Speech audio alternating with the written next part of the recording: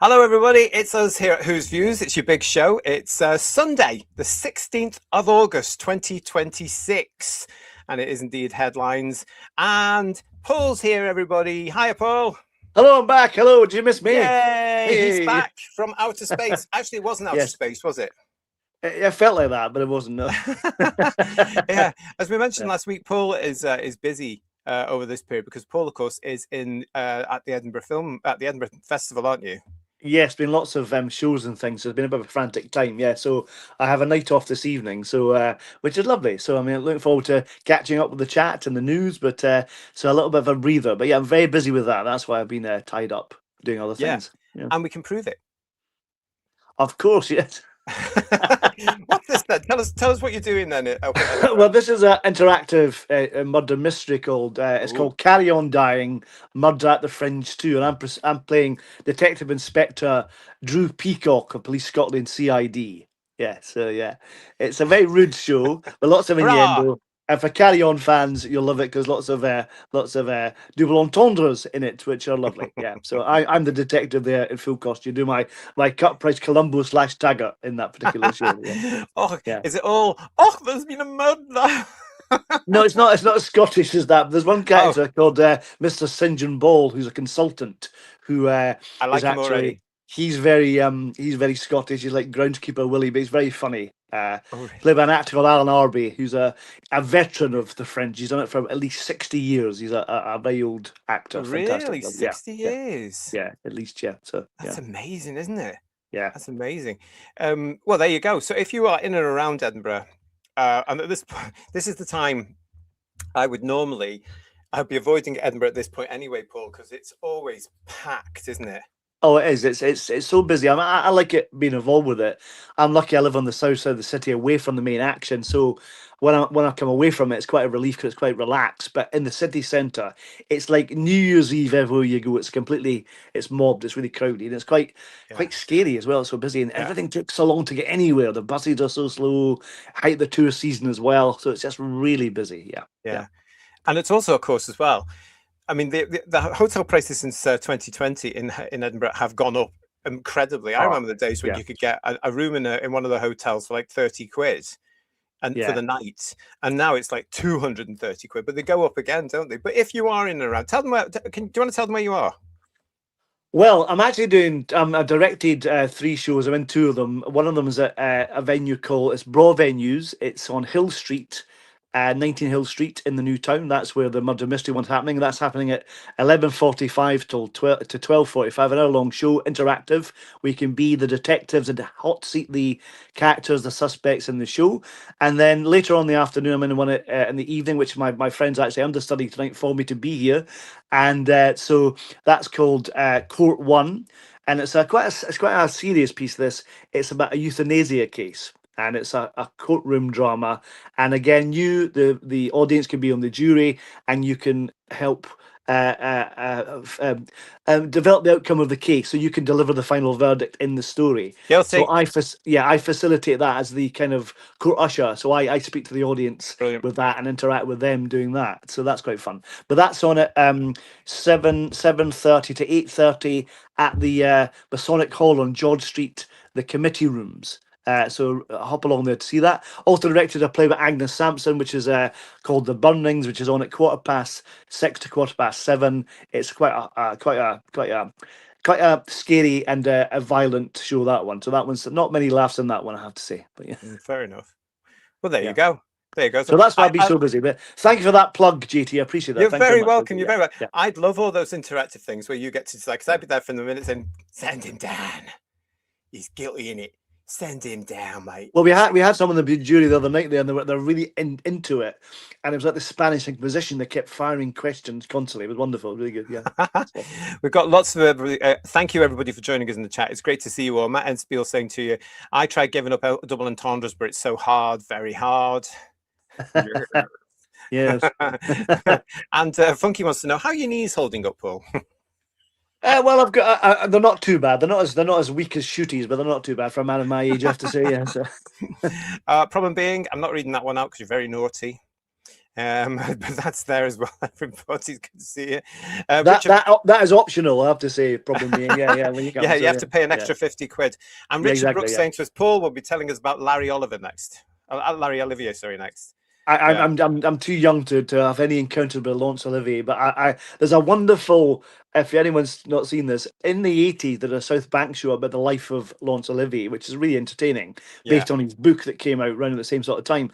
But Harry Enfield did a spoof version called Norbert Smith Alive around about the same time, and it's hilarious. If you find that on YouTube, it's absolutely brilliant. It's a wonderful parody of Laurence Olivier. You'll love it, really. I might have to look up for that one. Yeah, Remind me really after good, the show, because you know what I'm like, I'll forget. It's very funny, it really is. It's wonderful, yeah.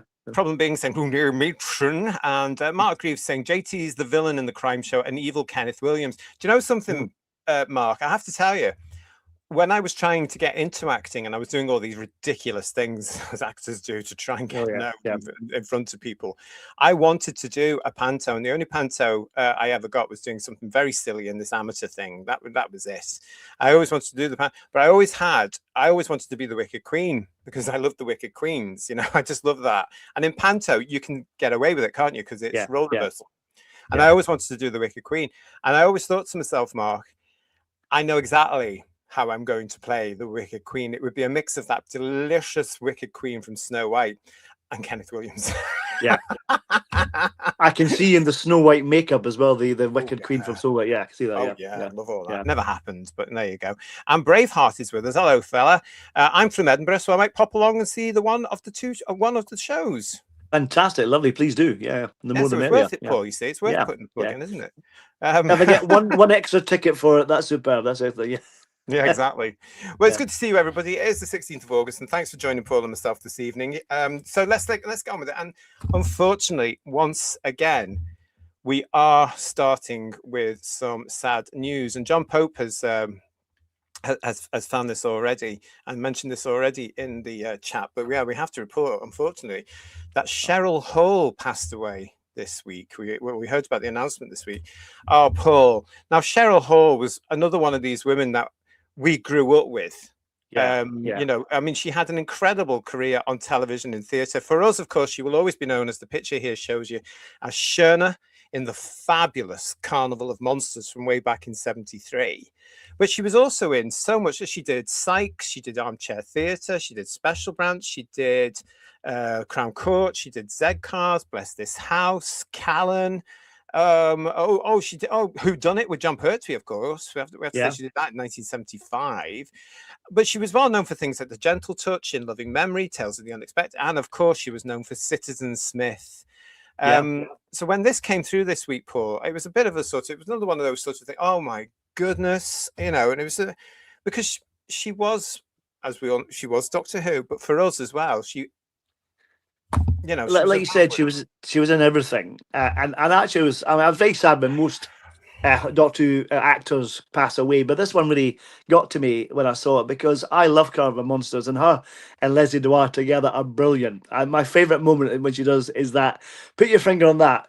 And go, oh, what was that? The live terminal. I love all that kind of stuff. You know, it's like the comedies. She's a lovely little actor, really, really good, and very funny in this, and really good in everything she's been in. And Citizen Smith as well. I think she was on the bill as a semi-regular at one point as well. So she was in everything. So, but such a sad loss, really was. Yeah, it really is.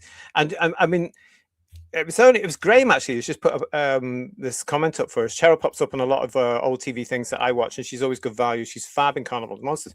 But it was Graham that actually said to me the other day, and put it into my head, that it's another Robert Holmes double act in Carnival of Monsters. And I've never actually, I've never actually thought about that before, because I'm just so engrossed in the story.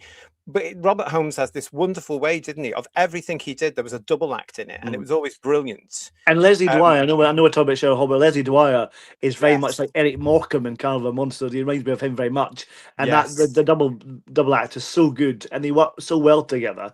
And my favourite bit with Cheryl in Carnival of Monsters, when the TARDIS dematerializes and she looks at it and gives her a lovely big smile, and that's the last shot of the episode. That's really lovely moment, really nice. Yeah. As usual, a lot of appreciation from you in the chat, with Richard Brooks there saying that, RAP, John Roberts again saying to us, Cheryl was great as Wolfie Smith's girlfriend. which Sid and Smith has been being played again on one of those repeat channel things. Yeah, and I never got it as a kid because I was too young, but I've watched it, and it's actually, I watched it recently. And actually, this is really good, because I've never paid it any attention because I was too young. I always forget it's written by John Sullivan of Only Fools and Horses fame, which shows the genius early stages. Because this is the one he did before Fools and Horses. That's right. Isn't it? Yeah. We've also got Legion of James. Thank you, mate. How are you? Oh no, R.A.P. Problem being also bless her. Exactly. Yes, Digital Pollution, another class TV actor gone so sad. Robert Payne is saying, "Oh, the poor kid. She was only 76." I know, wasn't it? I mean, goodness me. No age at all, is it? Yeah. Darren Zoe mentioning Citizen Smith there. Georgia Donald. PB saying he loves Citizen Smith. I tell you, I actually appreciate it, because I've seen it now. It's very good. John the Computer Doctor, Cheryl Hall could also have been Jo Grant. Now that's one of the other things, isn't it, really? Because she was up for the role, wasn't she? And Katie got it. Yeah. So this, in Carnival of Monsters, as the story goes around fandom, was Barry Letts giving her a role because she came second to Katie.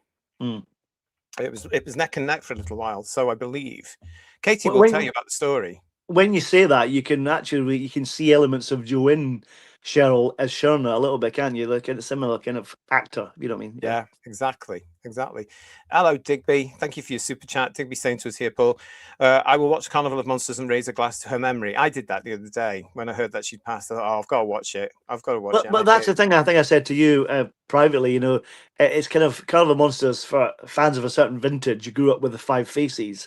It has a real fondness because of that repeat season. Exactly. And that makes it even more bittersweet, I think, because that memory tinges the memory a bit, doesn't it? Which is a shame. Exactly. Matt saying to us, R.I.P. Cheryl. She gave Carnival of Monsters a lovely sparkle. She really does. Yeah. She really does. Cool and Dry saying a sad loss. Greg Dunlop. I remember her on the telly a lot in the 70s when I was growing up. R.I.P. Exactly. She was one of those faces. I mean, our television, Paul, was secure in that thing, because as we've said many times on our channel, there were familiar faces all the time cropping up on the shows, and for some reason it was good. You knew you were going to get something. I know that guy from Doctor Who, or I know that woman from Doctor Who, or and it was usually from that. And for some reason, it just made our television a bit more comfortable. Well, the BBC had a bit of a rep system, didn't they? With a lot of directors casting same people. I think Peter Vaughan is in Sid and Smith as well, and he's grouty and porridge and stuff like that. So you get all those connections, don't you? Which is lovely. Yeah, absolutely. So yeah, everybody. There we go. Sheila B in the devotion saying she was very pretty. She really was a very pretty woman. Really, really. Yeah. Matt is saying to us, could Whose Views do a Robert Holmes show? The answer to that is jumping ahead an awful lot, but the answer to that is yes. And make sure you subscribe and stay with us. Digital Pollution, the first series of Citizen Smith was great. Yes, DD63. Yeah. And if you ever meet Katie, she'll happily tell you the story about it, because I'm sure she's mentioned it at one of the gigs I've met her at over the many, many years. There's lots of you saying this. Mark Reeves there. Oh, bless you all. Yeah, lots of comments there. So thank you for all that. So, gosh, we seem to be doing this an awful lot, don't we, these days? It seems every week, just about, doesn't it? It's quite sad. It does, really. Yeah.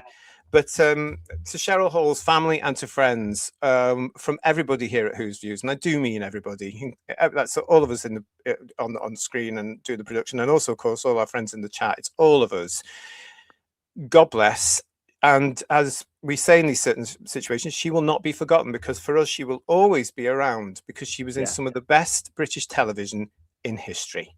And thank you, Cheryl, for your wonderful performance in Carnival of Monsters. God bless you. There's that last photograph is very memorable. You know the thing she had in her hair, the Diddy Bopper things? Yes. My mum had like a flower thing that did that. If you did that, the balls would like wobble to side to side. Do you remember? One of those things? Yeah, very similar. I do remember. Yeah, and that's where it came from. They put it in her hair. Same kind of idea. Yeah, they had glitter on them, didn't they? Yeah. It was like a vase, but it had it's like a stress toy type thing. You know what I mean? Yeah, that's right. That's right. Yeah. Let's go and see you all in the chat for the moment. It's good to see you all. Just Millennium, nice to see you. Who is saying to us, Sunday fun day on Whose Views. Good to see you. Thank you. Matt is saying to you, Paul. Good to see you, Paul and JT. Last time I was in Edinburgh, I got stupid drunk and broke my arm. Well, that'll teach you. Well, you were doing it right, obviously, clearly. Yeah. I know. Oh, on the Nate channels with hello, Nate channel. Hi, JT and who's views. I've been ill and I'm only just recovering. Oh, God bless you. Well, I hope it wasn't anything too severe, and I hope you are recovering and get well soon, pal. Yeah, get well soon. Yeah. Yeah. Nice to see you back. And yeah, listen, I'm going to give some advice to you that people give me that all the time at the moment. Take it easy. Take it easy. I'm getting that an awful lot as well. But it's good to see you, Nate channel. Thank you very much. And Stephen O'Neill saying, I see BBC Three has postponed showing Peter Capaldi's third and final season. It was due to start last night, but they showed Spider-Man film instead. Oh. I'm not following it. I know you are, Stephen O'Neill, but I wonder why. Oh, it's because Spider-Man's on at the cinema because the kids are they're off. trying to catch him really well. Yeah. He's doing really well, isn't he? Spider-Man, really, really well. And we've got this one, Hugh Janus. Hello, Hugh Janus. Hear that thud? That was Kirsty falling off her seat in laughter. She loves it. Drew Peacock, well played, sir. I have to say, I can't take credit for this. My wife wrote the script for this one, so she came up with some of the names. Although I did take credit for this one. Yeah, so I thought you might like that. Yeah. Well done, Hazel. That's what we say there. I hope she's getting a lot of money for it all. Yeah, so of course she is. Yeah, I hope it goes to the West mainly End. in kind, to be fair, but yeah. Oh, right, okay. A few of you are asking where Ian is with us tonight. Ian's still on holiday. Yeah, Ian's still on holiday, and he'll be back with us. I can't remember when. When he'll be back with us soon. Yeah, we allowed him a bit of a holiday, didn't we?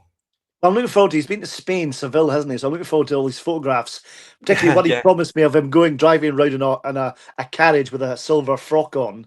He was going to do that for me, but I'll look forward to that. Yeah, so looking forward to seeing that. Or hearing about it. Yeah, and we've also got hello to Small Swole Goat, who is saying hey. Well, hey, it's the monkeys to you as well. Good to see you all. Yes. We have got a lot coming up for you tonight because have you heard? Cbeebies is go. I know you're all thrilled and really looking forward to all of that. Yeah, so am. Yeah.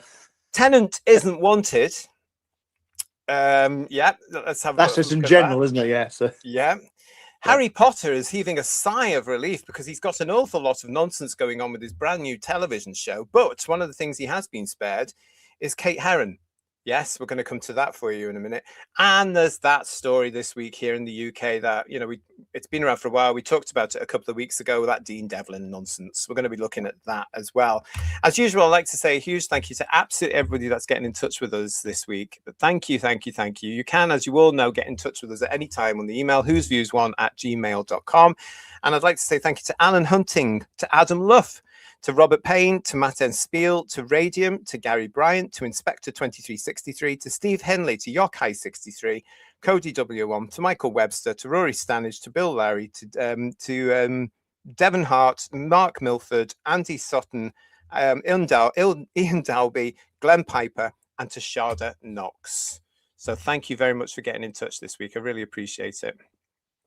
Sharda Knox, who I mentioned there, Paul, got in touch with me this week because he's very excited because he's got his ticket for Visitations Blackpool in May. Oh, good for him. May the 5th, where we're all going to be, as we know. So I'll get together. We're going to be there with Peter Davison and Sophie Aldred, and Connor's gorgeous exhibition. And Film is Fabulous are going to be there as well. That's what we know about so far. But he's going and he's got his ticket, and he said I've bought my outfit for it, Paul. Oh, lovely.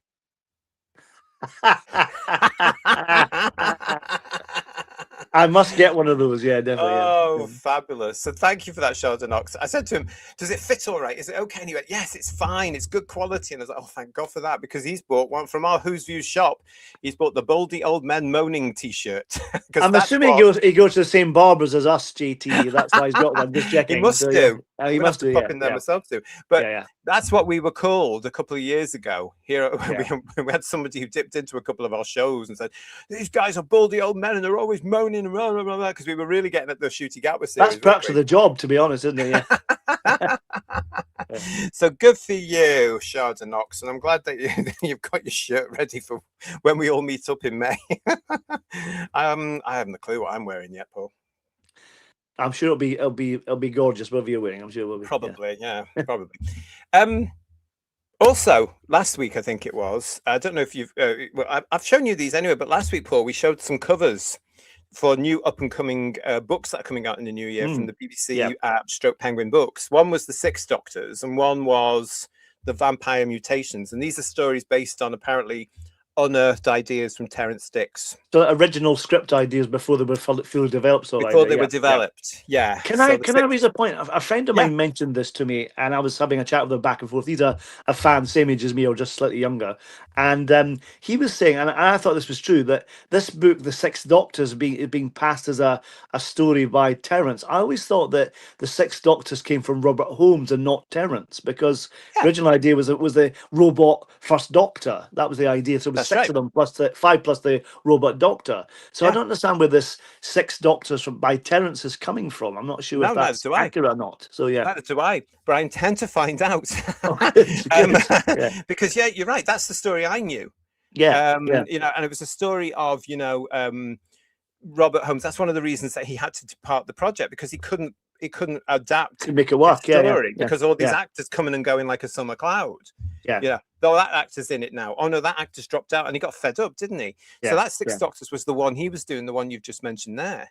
So I don't remember Terence having a version that he did. He was doing the five, and that was it. I thought, but I'm prepared to be proven wrong, but that's fine. Well, apparently the details are going to be in the next edition of Doctor Who magazine, so we'll have a look at all that. But these are coming. We showed you the covers last week.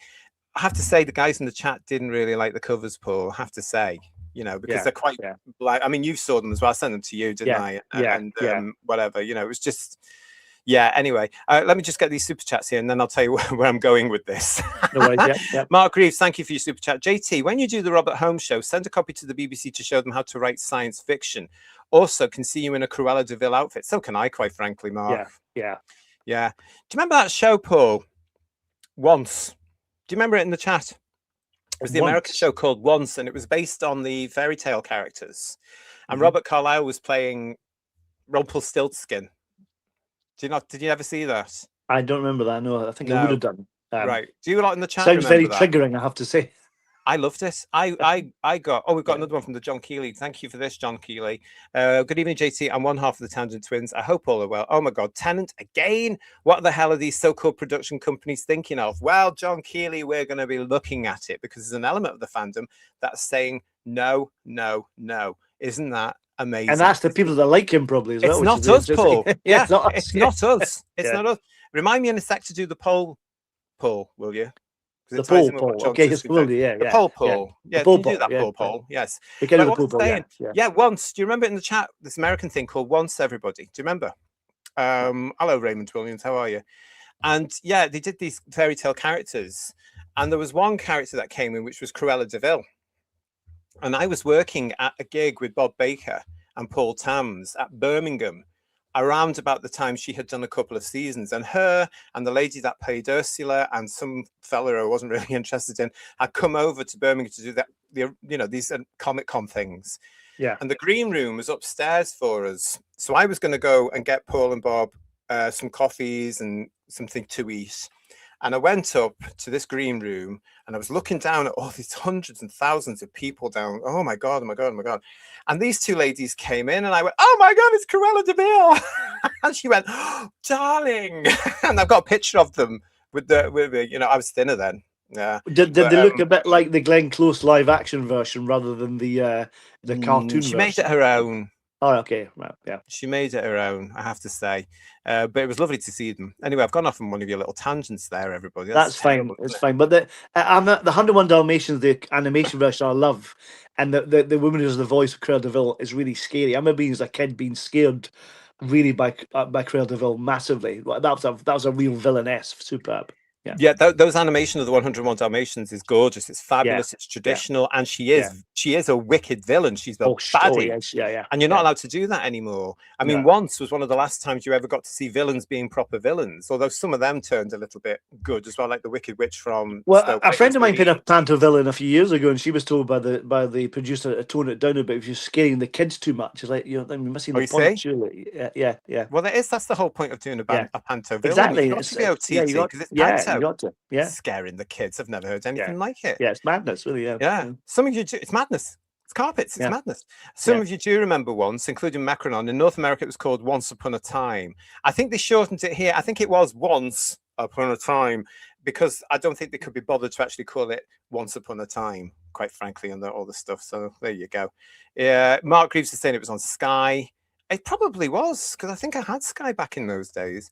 Stephen Braddock, hiya, mate. The Wicked Witch Mare was so evil. She was fabulous, wasn't she? I met her as well, and she was absolutely delicious. She was beautiful. She was a lovely lady. Yeah, really lovely. But it was lovely to see them. Oh, and Derek Hart's just back from the Oak Street movie, which I know Steve Braddock saw as well. So I hope you enjoyed that. And Legion of James, I remember once. Oh, and what was the name of that other fairy tale show set in New York? Had Wishing on a Star song as its title tune. Oh, I've no idea. I didn't see that one. I don't remember that. Don't remember that at all. Geeks Assemble. Good to see you, Geeks Assemble. Once Upon a Time. That's right, yeah. There's Steve Andrews. Oh, you see, we're all geeks. We do remember all these things. I love it. Well, I'm clearly not a geek because I don't remember that at all. Believe It was called Once Upon a Time in the UK too. Thanks, Steve Andrews. Yeah, I don't remember. I just remember being called once. Just remember the pool, JT. Remember the pool. Oh, well, we'll do that. We'll do that now because this does tie in, everybody, with what we're talking about during the show. And I'm going to ask you now. We all know where Doctor Who is now. It's been cancelled. Oh, listen to all the people shouting at me. No, it hasn't. No, it hasn't. Really? Has it been cancelled? It's been cancelled. It's on hiatus. They are at some point. I reckon the BBC Studios did say that they expected the tender to go out later this year. So I reckon around about October, the BBC might put the tender process out. But there's been rumours that we're going to come to this week. We've spoken about before, but we're going to come and look at it again. And all I'm asking you in the poll tonight, everybody, is very simple, yes or no. Is a previous Doctor needed for a relaunch? 1 for yes, 2 for no. And I'm going to keep it open for you throughout the show. Is a previous Doctor needed for a relaunch? 1 for yes, 2 for no. Nice and simple. I remember, and you probably remember as well, all the stories of when the original hiatus happened with Colin Baker and all that kind of stuff, and Sidney Newman suggested Patrick Troughton would come back and do it. Yeah, As much as I adore Patrick Troughton, I'm so glad that never happened. Me too, because it would have messed up everything anyway. That was actually that was during that infamous lunch that I sometimes get thrown at me with the Michael Grades. That was 85, wasn't it? 85 for the 86 season, which of course they never listened to anything Mr. Newman said, because he was the one that said, oh, I would change the Doctor into a woman, which was just shot down, wasn't it, at that point? That wasn't going to work at all. And they didn't listen to anything he said anyway. No. But anyway, but anyway, I was going off. I was going to tell you that when I showed these two covers, last week, this week, another one was announced. Now, last year in hardback, of course, The Chimes of Midnight, the fan favorite, The Chimes of Midnight, was published in hardback by Robert Sherman. Now, the world has changed an awful lot, but the industry doesn't seem to have done, because whenever there's a hardback, a year later, there's going to be a paperback. And that's been going on for God knows how long, decades. And The Chimes of Midnight is coming out in paperback. And this is the cover. So this is from BBC Books, i.e. Penguin. This is going to be out on the 5th of November this year. The 5th of November, everybody. A recommended retail price of $12.99 for the paperback. And yet this is another cover. And it ties in with what we were talking about last week, chat, because yet again, this doesn't scream Doctor Who. The logo is so small in the top right-hand corner for me. Yeah. Now, last week, Paul, somebody in the chat was saying, oh, they wouldn't want to use a picture of a doctor because they've got to pay the actor. But I think these bloody books need it, because who's going to see that apart from the diehards who go into what's left of our bookshops and actually look for it? You know, if they'd done something a little bit more, Paul McGann or something, you know. Well, even the TARDIS on the cover would be quite nice. You know what I mean? There's not. There. It's really unimaginative, isn't it? You're right. It doesn't grab you as Doctor Who. It just looks really dull as well. Okay, it's about Christmas. Okay, is that it? You know what I mean? It doesn't really say much about it. For such a great story, it doesn't really pull you in, does it? Let's be honest. No. And at this point, I want to say, of course, a lot of you have been requesting that we look at the Big Finishes, the Chimes of Midnight, as part of our Big Finish reviews. It's on the way, and wait until you see the thumbnail we've got, done by our lovely friend Aid. It's far better than that nonsense, isn't it? Oh, I mean, it's just, wait till you see it. It's fantastic. And I'm sure Paul McGann's on that one. I do hope so anyway. Well, you never know. You never knew. Yeah, I mean, it's just... I looked at that cover and I didn't like the hardback covers either. Yeah, I thought the hardback covers were just ridiculous. Is the hardback cover different from this? Is it the paperback version? Yeah, it's one of their little pretentious things. All right, you know. Okay. Problem being saying, "Oh Lord," which is what he said when he saw the other two covers. Can I just at this point, while I remember, saying huge thank you to Lady of the Chat, Kirsty, to Problem being Legion of James for being in the chat with us tonight. Thank you, thank you, thank you. Very important parts of the team and looking after everybody. Yeah, so let's have a look and see what you're saying about this cover. Not much actually. Yeah. Oh, that cover is more Christmas card than Doctor Who book, says Robert Payne. That's a good point, Robert. Actually. Yeah, very good point. Another crap cover, says Digital Pollution. Downton Abbey, The Next Generation, says Funky. Legion of James saying to us, their book covers are horrendous. What the hell are they thinking? They're boring, bland, and looks like generic AI art. Yeah. Darren Zone is saying, I don't like the cover. Who did that? I don't know. I didn't look up because I just was so unimpressed. I'm not going to. The thing about it is, when we were kids, when you bought the Target books, I know there wasn't anything on television. You know, that's why you got the books, etc. But yeah, you couldn't watch it on repeat. You know, like on the iPlayer or DVD or whatever. But there's not even a catching image for a child who maybe getting into Doctor Who for catching repeats on BBC Three or whatever and thinking, oh, that's really interesting, I'll buy that. It doesn't draw you in with monsters or excitement or anything like that at all.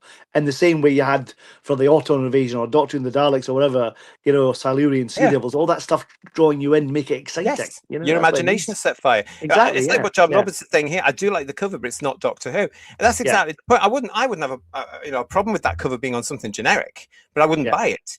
But again, this is where I think, Paul, for myself, this is where I think they're thinking, oh, this audience is just going to buy it anyway. It doesn't need to be imaginative. Well, I actually hope that people don't buy it because they're not impressed with it. Because I'm sick of buying any old shite with the Doctor Who logo on it because it's not grabbing me anymore. You know, so try harder, BBC or Penguin, for goodness sake. You know. Yeah, exactly. And as I say, wait till you see our thumbnail that Adie's done for us.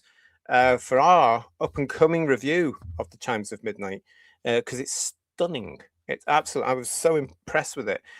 More generic artwork, says Sheriff Brackett. Book covers have all gone that way these days. They have. When you go into Waterstones or even Tesco, wherever you can see your books these days, because we don't have many bookshops left in our country now, which is a crime. No. They're all of an ilk. As I was saying last week, I was trying to describe what they're all like. They're all of an ilk. They're all of the current trend. You know, a lot of them are black with foil and all this sort of stuff. It's a shame. Craig Dunlop, hello, mate. Oh, nice new Cyberman there. These books really know how to make something out of clip art. Ooh, get you. Glenn Piper is saying to us about returning to Doctor Who returning. You slowly introduce the past again the same way they did in 2005's reboot. It needs to be done carefully and delicately and absolutely 100% ignore the timeless child. Ooh, I'm sure we'll have more of that coming up in the show tonight.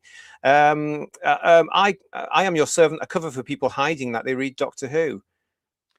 That's a brown paper wrapper you want, a brown paper bag or something for that, I think, yeah. It could be that though now, couldn't it, really? Maybe they are. Maybe it could be a little bit of... Yeah. We're ashamed of it, really. Richard Brooks is saying, rubbish cover. If I was Sherman, I'd be cross. Stephen O'Neill, it's a very bland book cover.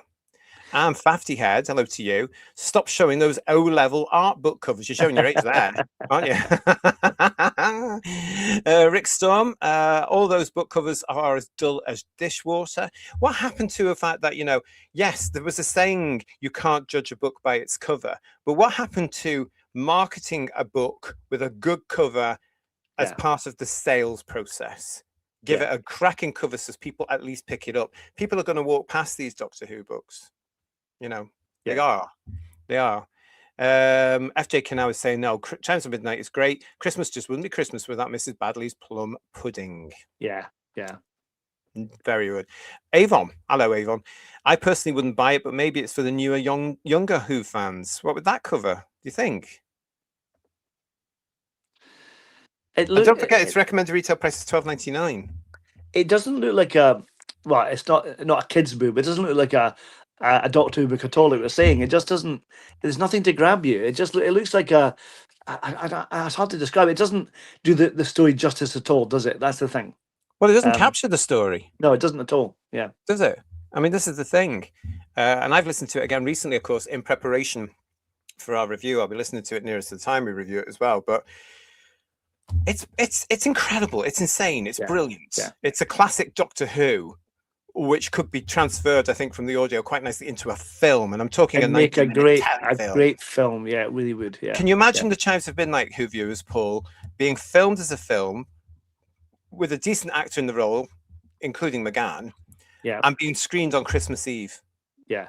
Now that's a Christmas episode of Doctor That's Who. a Christmas special, definitely. Yeah. I would have it on Christmas Eve. I mean, you could put it on Christmas Day, but the whole spookiness about the Chives of Midnight on a Christmas Eve, it's like, and I'd have it on at something like 8 o'clock on Christmas Eve. Do you know what I mean? Yeah. But there you go. That's just me. But yeah, so if you're interested, everybody, that is available to pre-order now from all your usual stockists. It is FJ now recommended at $12.99, but shop around because you know what it's like anymore. Since the netbook agreement was abolished 20, 30 years ago, whenever it was, you can get them for all sorts of prices now. Honestly, it's bizarre. Moira Goddard is saying, where do I find the poll? All you have to do, Moira, is put 1 for yes and 2 for no in the chat. Just write that and I will get your answer. Our poll is a previous Doctor needed for a relaunch? You can type 1 if you think yes, and you can type 2 if you think no. 41 of you so far in the chat have voted so far, and you've all said no. So Moira, 1 in the chat for yes, or 2 in the chat for no. For no. I'm thinking about Christmas Day, you see. Absolutely outrageous. Oh, it won't be long now. Yeah, it's not. Well, you know where I am in the plans, Paul. I know. No, you're Christmas 2028. Oh, yeah, it's terrible, isn't it? Yes, Digby Strawbridge, thank you again for your super chat. The way my beloved childhood stories keep being revived, it feels like we have all slipped into a real life version of Children of the Stone. Oh, that's good. Yeah, isn't it? That's good. You're right. Absolutely right, Digby. Goodness me. I won't sleep tonight now, actually. Yokai 63, hello. Chimes cover is dull, but still better than the hardback cover design. So only slightly. I wasn't a fan of that one either. I wasn't a fan of that, but yeah, but I know what you mean. Graham says, compare these covers to the stuff we got in the 70s. Oh, we can't really. Yeah. Because ours were far superior. Well, even just there's one the original Armada Doctor and the Daleks paperback with a small figure of the Doctor and the TARDIS with his cloak blowing. That is just an iconic image. Superb. Beautiful. Really, yeah, it's really mysterious. It's lovely. Yeah. Yeah, absolutely beautiful. This is when we had proper art. Yeah. And proper artists that we think about. Because I think an awful lot of these gorgeous artists that we have now don't get a break anymore. Yeah. You know.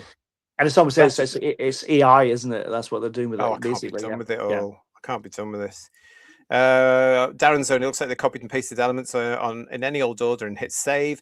And Richard Brooks, compare these dreary covers with Achilleos covers for Target. Again, you can't. Yeah. And do you know what, though, Richard? Drex, you're very welcome. Richard, you know, I look at these new versions of the Target book, which are insanely priced, and they've tried to capture the magic of the Achilleos. I think it's disrespectful. Because it's not. They should do something. I'm not getting into the artist here because he's only doing what he's been told. But I think they should come up with something different. And I'd like to see more than a series artist. I would like to see different artists for the different books to see the difference. Because that's what made the target. It was always, oh, look at this cover now when they appeared. You know, who's done this one? Well, with the Achilleos one's really lovely. Things like his version of Doctor of the Daleks is beautiful. And then you got the Zarbi, the Crusade, all that stuff. It's really lovely. You know, great stuff. Yeah. We've got lots of, I mean, I miss the Alistair Pearson cover, says Farsight, and he's still around. I'm sure he'd do some work for them. And the PVFS, without the character on it, no one would be able to tell you what the book is at first glance, especially because that's when you'll miss the Doctor Who logo. I wish they'd do that for books based on JJ and Kurt's Trek. I bet they put a price tag on the Doctor Who logo and you can't see what it is. I bet they do, yeah. Oh, probably, yeah. David Williams, those covers are so bland and uninspiring and wouldn't make me rush to buy them. It's just not Doctor Who. And Geeks Assembled saying most probably told to hide the Doctor Who logo as the show's become an embarrassment to them. It's a theory. But if you're embarrassed, don't produce them. You know, it's like if you don't want to produce them, don't do it. You know. Yeah, lots of you talking about this one. Paddy and I, boring book cover, bring back the clack type target covers. Yeah. Clack. Yeah. And Dibby again saying to us that Mrs. Strawbridge, is saying it looks like 50 Shades without the sex, or Agatha Christie without with the murders. See, again, I mean, if you're going to do a Doctor Who book, have the cover scream that it's Doctor Who. You have to have the Doctor on the cover and just pay the blooming actor. Yeah. Or at very least have the TARDIS, because she doesn't get a royalty, does she? That's the thing. So, well, that's it. The police box. Yeah, they paid themselves for that. Yeah. I still haven't recovered from seeing that Doctor Who magazine is currently on sale for £12.99, says FJ Canal. What? I could buy the Chimes of Midnight for that if I won the lottery. Everything is so expensive now. Do you know, I read somewhere, FJ Canal, sorry, and Fafty Head that I'm looking at here as well. I'm looking at this week, I read in one of the trade things that the production and the cost of paper has increased. So that's another reason that magazines and books are seeing an increase in their cost, because everything has to be passed on to the consumer. That's partly why Bog Fanish are doing the same thing with downloads rather than physical copies, because it's cheaper, really. And I think that in itself is a real bizarre thing to do, because we're all collectors, and like books or DVDs or CDs, you want to have the physical media because that's part of the collection, part of the collecting kind of bug that you have. You know what I mean? So, yeah, absolutely. Yeah, absolutely. Space Peninsula, it can't be for the younger fans. None of them can read these days or even have the attention span to want to try. Yeah, that's fair enough, Space Peninsula. Not all of them, I have to say, not all of them. And Graf Otter, nice to see you, Graf Otter. Are there any good writers left on British television? Now, I've been having this discussion because of some of the stories we're going to be talking about this evening on the show, which we're going to get to in a minute. Yes is the answer. There are some cracking British writers around, but do you know what? A lot of them are not getting the opportunity or breakthrough they need because of DEI. And a lot of them are being glossed over because they don't tick a bloody box. And that makes me mad, insanely mad. You know, I have got friends who are incredible writers, some of whom are on the way, Paul, into television script writing, and then got forgotten about when the whole DEI obsession came in, because they were white heterosexual males, or in some cases white gay males. You know, and one lady I do know, one heterosexual female, and they've just had to do their own publications or whatever because they just got forgotten. I'm outraged by that whole topic. You know, I think it's sad. I've explained my feelings on this already. I mean, I think giving people opportunities is one thing, but people have to be able to do the job and talented enough to do the job. Don't just summon the job because they tick a box. That's completely pointless. You need to have someone who's talented to do it. So if you're a certain ethnicity or gender, that's fine as long as you can do the job. That's the important thing, you know? You have to be able to. I mean, we're seeing it a lot this week. Yeah. I'm not going to go into it, but please, all these bloody woke lefties trying to make everybody feel guilty. No. The people that should be feeling guilty are the people that were obsessed with DEI and putting certain people on platforms they should never have been on. Mark Greaves, thank you for your super chat. Do you remember the old Airfix models box art? They pulled you in. The same should be done for those books. You're very, very right. Very right.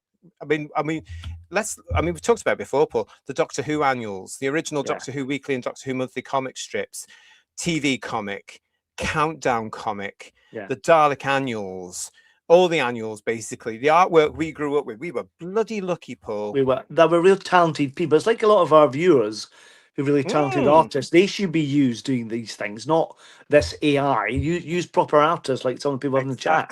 Exactly. Yeah. And that's one of the brilliant things about us on Who's Views. You know, when we see artists, you know, we can say to them, "Oh, right, would you like to do a thumbnail?" And it's brilliant. It takes the work off me a little bit as well.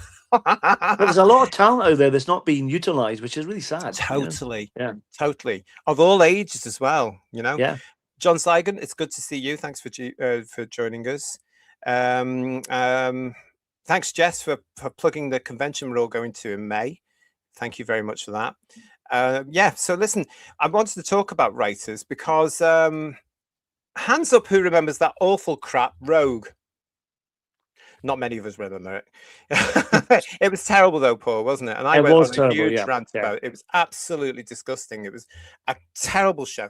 That was the episode, if I can remind you all, where Russell T Davies and his partners in crime producing that awful version of alleged Doctor Who turned the Doctor gay, or in their eyes, clear, whatever that means. And one of the people responsible for that was this particular, and I'm going to use the word woman. I don't care how you actually put through. You're a woman, as far as I know. And this is Kate Herron, of course, and she is responsible, or partly responsible, for writing one of the worst episodes in Doctor Who's entire history, from one of the worst series in Doctor Who's entire history ever, because she did co-write Rouge, that awful piece of insanity. Yeah. Of course, if you want to go and see our reaction to it, it's still up there. It's on the RTD2 playlist here on the channel. Don't do it yet. But she's been in the news this week for the most, well, it's the reason you're going to know. You are going to know. This article I picked up, it was everywhere, but I went to Variety for this one. Black Mirror and Loki directors say they rejected HBO's Harry Potter due to J.K. Rowling's transphobia. And there's a quote, absolutely effing not.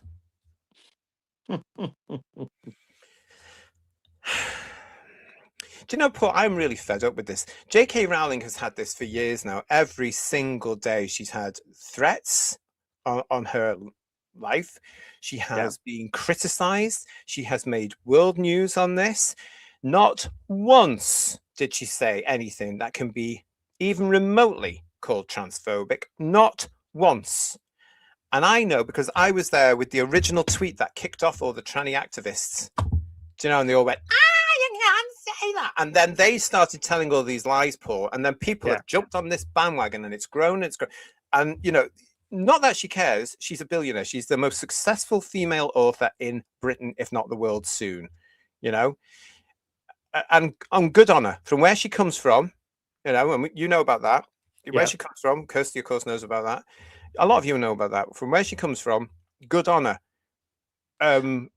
But this is, I don't know how she manages to get, this is intolerable. These people are insane, Paul. Well, what I was going to say was the only thing that she was doing, in my eyes, was trying to fight for women's rights, and that seems to not count for anything at all. And also, I mean, she's had a horrendous life prior to Harry Potter, with her relationship issues and all that kind of stuff. She went through hell. So it's amazing she's got to where she had got to as a billionaire writer after all the hell she's been through. And all she was doing, in my eyes, was to fight for women's rights. That's all she was doing. And that's the thing. It's crazy, you know? That's all she was doing, Paul. That's exactly it. That's all she was doing. She defended a lady called Maya Forstater, who was having problems at her then job, because she didn't recognize a man who was insisting that she call him a woman. And J.K. Rowling came out with this very polite tweet saying, dress as you want, live the life you want, call yourself what you want, all fine and dandy as an adult, but don't trample all over women's rights. And that's, I'm paraphrasing there, but that's what got all these alleged activists, these bloody far left idiots going. And it's just grown and grown and grown over the years. And it makes me sick. Matt in Spiel, thank you so much. He's given us 1,000 joules. Thank you for that, Matt. Very good of you. How did that translate onto YouTube currency? How does that work? I have no idea. They're just there. It sounds great, whatever it does. But they are lovely. It's a goat trophy. A goat trophy. Lovely, so thank you for that, mate. A goat trophy. I was hoping it would come up on the little thingy down there, what the little diagram is, the little picture isn't, but it doesn't. But never mind. Thank you. It's really appreciated, Matt. You're a love. But yes, so listen into this story here. Now, this is the other one who's part of this. This is somebody called Ali Pankiwi or whatever. I don't care what her name is. I don't care. I've got no respect. She looks like a great big lemon meringue in this ridiculous picture, which is from the Pink News. Yes, that stable lot over at Pink News. Camille director shows how easy it is to turn down Harry Potter.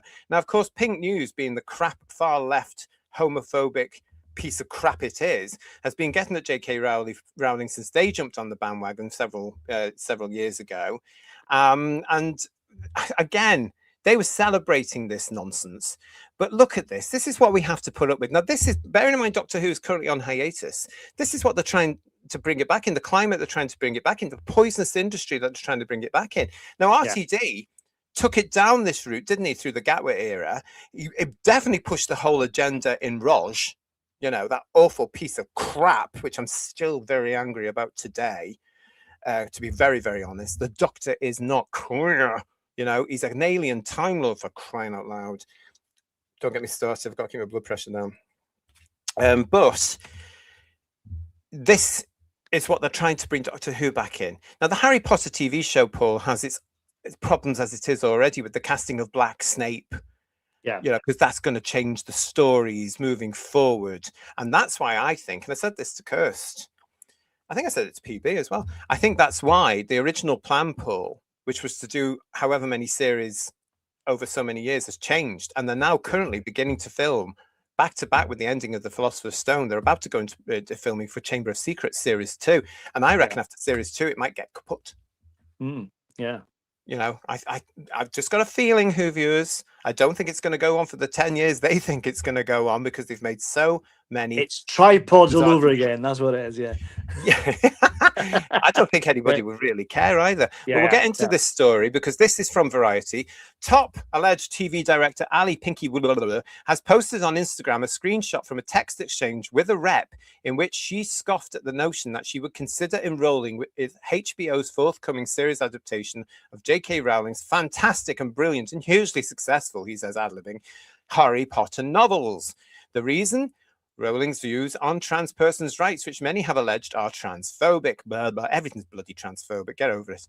Powley, for her part, recently spoke of her disagreement with Rowling's views on trans rights. I strongly disagree with J.K. Rowling's views on gender, she said, talking to The Telegraph. I think that the trans community deserves safety and dignity and respect and total acceptance. Why?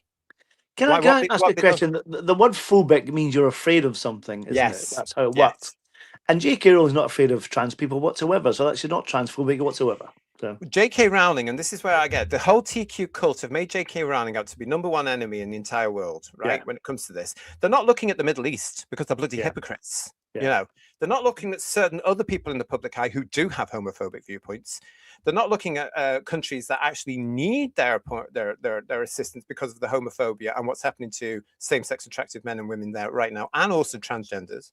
Yeah, but they're constantly getting there. And of course, in the show business industry, it's insane. We have one of the alleged actors that is actually doing the series. She came out this week saying, "Oh, I don't agree with J.K. Rowling's views." I thought, well, I'll take the money nonetheless. Exactly, Paul. Yeah. I'll take the paycheck anyway because I'm signed up to 2 or 3 series. Oh yes, I'll take that. Thank you very much. Didn't John Lithgow, the American actor playing Dumbledore, say something similar? Allegedly, similar. Why can't they keep their big gob shut? And why are they so frightened of the TQ cult activists?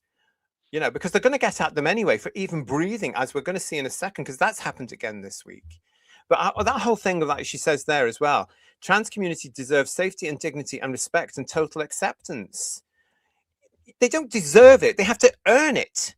Yeah. And they're not at the moment, you know, because the trans activists, most of whom are heterosexual women, from what I can tell, or heterosexual careers who can't decide what they are because they're all alleged non-binary because they're bloody idiots.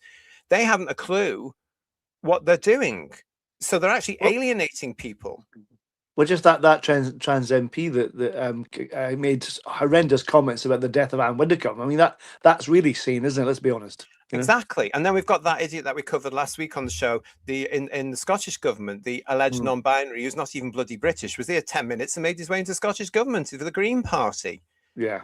The whole thing is insane. Was that about rape being on a spectrum? Sorry, can't say that word. Yeah, careful. Yeah.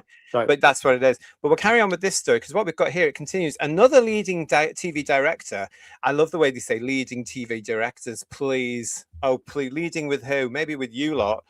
Kate Herron, whose credits include Marvel Studios' Loki and Netflix's Sex Education. Note there's no notice of Doctor Who. Shared that she had a similar experience. Commenting on Instagram posts. What is she? From the Ukraine? Russian what? Preceded by 3 hearts. Oh, please. The British filmmaker says, yeah, thank you, exactly. Respect and love to you, Ali. They've asked me twice, and I've had to explain my answer is never going to change from a no. That said, the roll calls of actors joining the show grows ever longer. This week, Nicholas Hoult signed on to play Gilderoy Lockhart in The Chamber of Secrets. And of course, they've all piled on him now. And there's been articles from the likes of these TQ cult papers and alleged magazines going, oh, the LGBTQIAA BBC ITV Channel 4, Channel 5 community helped build up his career, and now it's time to bring him down. Leave the guy alone. You didn't. You became fans of things he was in, but he worked bloody hard for his career, and he's taken another job where he's getting a nice little paycheck. Shut the F up. But this is the madness of this. So for this woman to come along, this Kate Herron, to say, oh, look at me, I've been asked to do it as well, and I turned it down twice. Oh, big to you. Do you know what I mean? You virtue signaling. You were responsible, Kate Herron, for one of the worst episodes in Doctor Who's entire history. You contributed in a whole era of the worst Doctor Who physically possible ever in Doctor. You bloody hypocrite. Nobody cares about your virtue signaling points.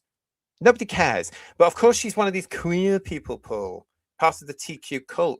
This is what they're bringing Doctor Who back into. This entertainment, this alleged entertainment industry is full of this crap.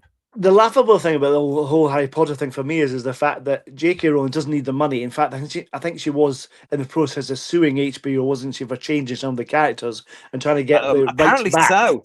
Apparently Rights back. Yeah. So she doesn't need the money. And it always makes me laugh as all these anti-Harry Potter fans say, well, burn the books or whatever kind of stuff. That's a wonderfully rational way to go. But I think J.K. Rowling says something like, well, burn them if you like them, still getting the residuals. You bought the book and then you're burning it. It's really crazy, Yeah. And also there's a bookshop somewhere in England, I can't remember where you can actually go in and you can vandalize J.K. Rowling's books, and you put some money in a little charity box, which goes to a TQ cult charity. And they were celebrating this weekend that they've raised £4,000 over these weirdos going into the shop and vandalizing J.K. Rowling's book. They've bought the books. Yeah. The shop has bought the books to vandalize. Yeah. That money goes to J.K. Rowling. Yeah. What are they going to do when all the books are vandalized and they can't get any more vandalized? Are they going to buy new books? These people are insane. They should be in a mental institution. Let's bring them back. You get a lot of people saying, but I love the books, but I don't like the author and stuff like that. It's like, really? Yeah. Well, yeah, I mean, look at these wonderful dramas that are available for you now. These audio dramas of all the books with huge top names. Hugh Laurie is superb as Dumbledore. I've only listened to The Philosopher's Stone, but by God, I'm going to listen to the others because they're brilliant. They've got the sound effects and they've got the music. Top name artists in there, Paul, including Michelle Gomez, who plays McGonagall. Yeah. What we forget as well is that Harry Potter is for kids. Yeah. And I just hope the children are protected from all this nonsense and all this money, all this nonsense and all this movement going on. Yeah. I hope parents are. I mean, obviously, parents are still buying each generation of the Harry Potter books, and obviously still reading it to their children. I don't know. I hope the children are protected from all this noise. I agree with Dalek Shalom mid Loki was shite. Yeah. I saw it. I watched some of it. I like all the Marvel things. I watched some of it and it was fairly dire. And there's some of the episodes, I think the lady you mentioned, I forgot her name again, who's moaning about turning it down. She wrote some of them as well as directed them with her partner, and some of them were terrible, really, honestly. And yet they got credit. I mean, that's where Russell T Davies, you remember our shows where we were previewing, he saw them on that, didn't he? And got in touch and said, do you want to come and write for Doctor Who? And then between the three of them, they cooked up this whole thing about, oh yeah, let's make the Doctor queer in this. How's that going for you? Russell criticised the use of gay characters in Loki and not making them one-dimensional, and then he brings them on board, which is really stupid, really. But... yeah, he did. But that's just the hypocrisy of him. And when he obviously decided to go down that whole TQ cult path because he had Ncuti Gatwa in the role, because he wouldn't have done it with a straight actor, Paul. Yeah. Because the straight actor would have said, no, I'm not playing the Doctor like that. especially if he was Well, to be honest, from what we talented. get little snippets from Shooty, and which surprises me no end, that it sounds like he was resisting a bit as well, by all accounts, you know. But Well, we know that. I mean, yeah, as we said before, it'll come out in the wash one yeah, day. But he yeah, has. We've reported it on the show before. We've discussed it. I mean, we know that he wanted a sort of professor outfit at one point, yeah, which would have been the yeah, same through his run. He wanted to play the Doctor a certain way. And yeah, RTD allegedly came back and said, "No, we're doing it this way." And of course, the actor has to say he signed up by then. He has to say, "Right, yeah. okay, we'll do it that way." I would be intrigued to see what his take would have been. I can't see it being any better than what we got, to be fair, but you never know. But, Yeah, exactly.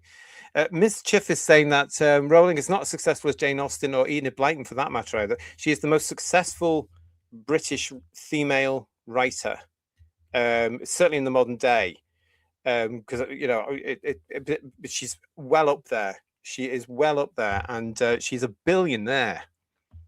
That's why they can't cancel her, because they can't touch her. And that's the good thing, I have to say. And she's also got a very, very, very good lawyers. And I hope she actually gets somewhere with this bloody TV show. Because from what we know, Kirsty and I chat about this every now and then. From what we know, they have taken her work and rewritten it all. Yeah. Carl, the Tolkien nerds in the chat with us. Hello, mate. How are you? Hope you're doing well. Digby is actually saying to us, why can't these companies respect the source material? I reckon because Digby, there's something going on. They're rewriting everything in their own image because they're too busy trying to tell society, you will do what we tell you to do. Because it's everywhere. It's absolutely everywhere. And they're rewriting histories. They're rewriting television shows. They're rewriting movies. They're dumbing down male role models. I don't know.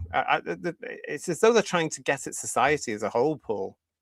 No, I agree. I think it really annoys me when they take classic work and just change it willy-nilly. If you don't like it, don't do it. Please leave it alone. You know? Yeah. Yeah, this is a big story here from everybody in the chat. I just thought it was bizarre. Glenn Piper's saying to us, do you think RTD made the Doctor too human as far back as 2005? Glenn, I do personally, yes. And if you were with us a couple of nights ago, we did our review of Army of Ghosts and Doomsday. And I was very surprised with everybody in the chat that came to give their scores on the TARDIS doors with that, because it wasn't as high as I expected it to be. The panel were brilliant about it. And Paul, we had Emilio, Kirsty, and Miles on, didn't we? Yeah. Who were kids, Glenn, when that was so they broadcast. When it was on, when it was broadcast in 2006, they were all three of them were young. Yeah. And they all agreed with George, Paul, and myself that the thing has dated badly, which is what I've been saying about the reboot Who that's just finished for years. It's going to date. Going back to the humanized thing, I remember in the second episode of New Who, End of the World, when Eccleston cries, I thought that's not very doctory. Remember he cries when he talks about being the last people to that tree woman. What's her name? I can't remember now. But he cries, and that was the start of the humanizing the Doctor. No, the Ninth Doctor did. Remember? Yeah, was it Jabe or something like that? Jabe, that's the name. Yeah. Anyway, so it's very interesting. But no, I think yes, they tried to humanize the Doctor. They turned it into more of a soap opera, and I think it must be something that is not brought back into any new version if the show comes back.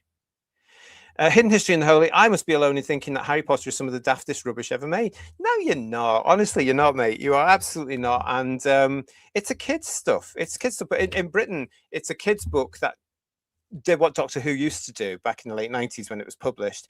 It hit with adults. And I've told the story before, Hidden History, but I will always remember that period of a couple of years where everybody on the tube in London, when the tube was safe, was reading Harry Potter. Everybody had one of the books, and it went between Philosopher's Stone, Chamber of Secrets, and what was the third one? Prisoner of Azkaban? I can't remember what the third one was now offhand. It's over there. But it was an amazing time. And that's why the films were huge. And I was at the premiere at the Harry Potter and the Philosopher's Stone, and so many people there. It was incredible.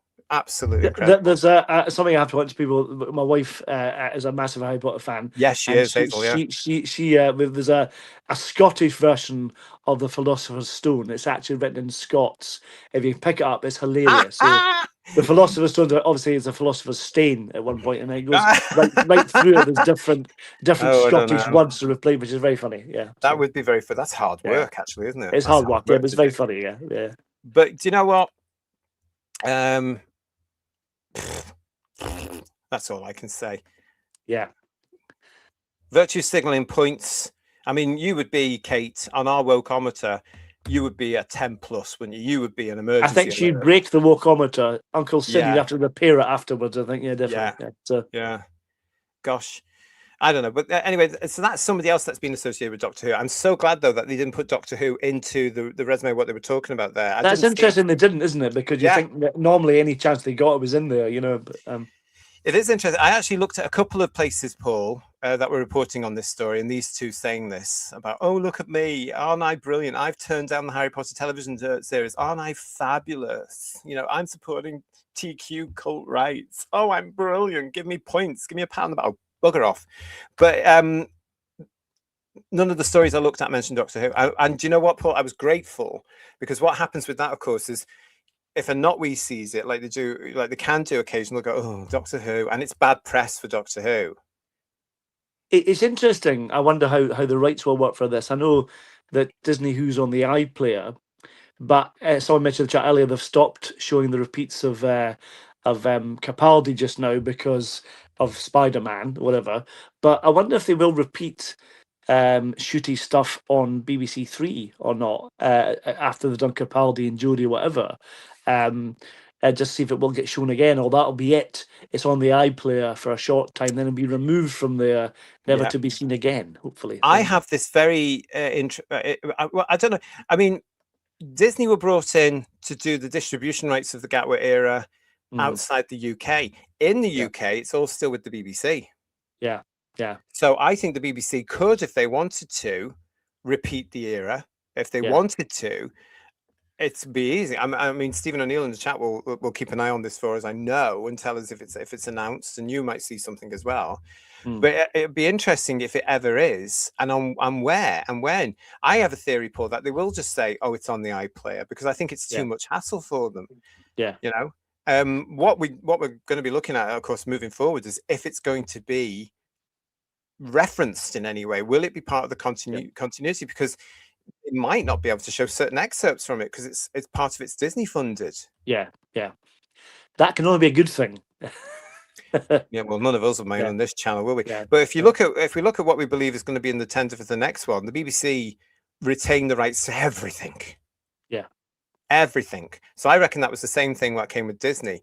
Oh yeah, well, take all your millions, but we keep all this. You can have it out of the UK on your channel, and you distribute it on your channel, Disney Plus, but we keep all of this. Not that it made any money for them, I'm sure. That's probably one of the reasons I think Disney pulled out, because they thought this is awful. It's not going to make us any money. We've got enough problems going on as it is. Drop the Doctor. Yeah. It's just a personal thing I have. I don't know. It'll all come out in the wash, everybody. Great chats coming up for us on the channel. Yeah. Something else that I know you're all very excited about, of course, is the Cbeebies show that we reported on ages ago. Now, that was another tender, wasn't it? Do you remember when we covered the fact that this thing had gone out to tender, and apparently 2 or 3 companies had got back in touch with them saying, oh, we'd like to do the cartoon version.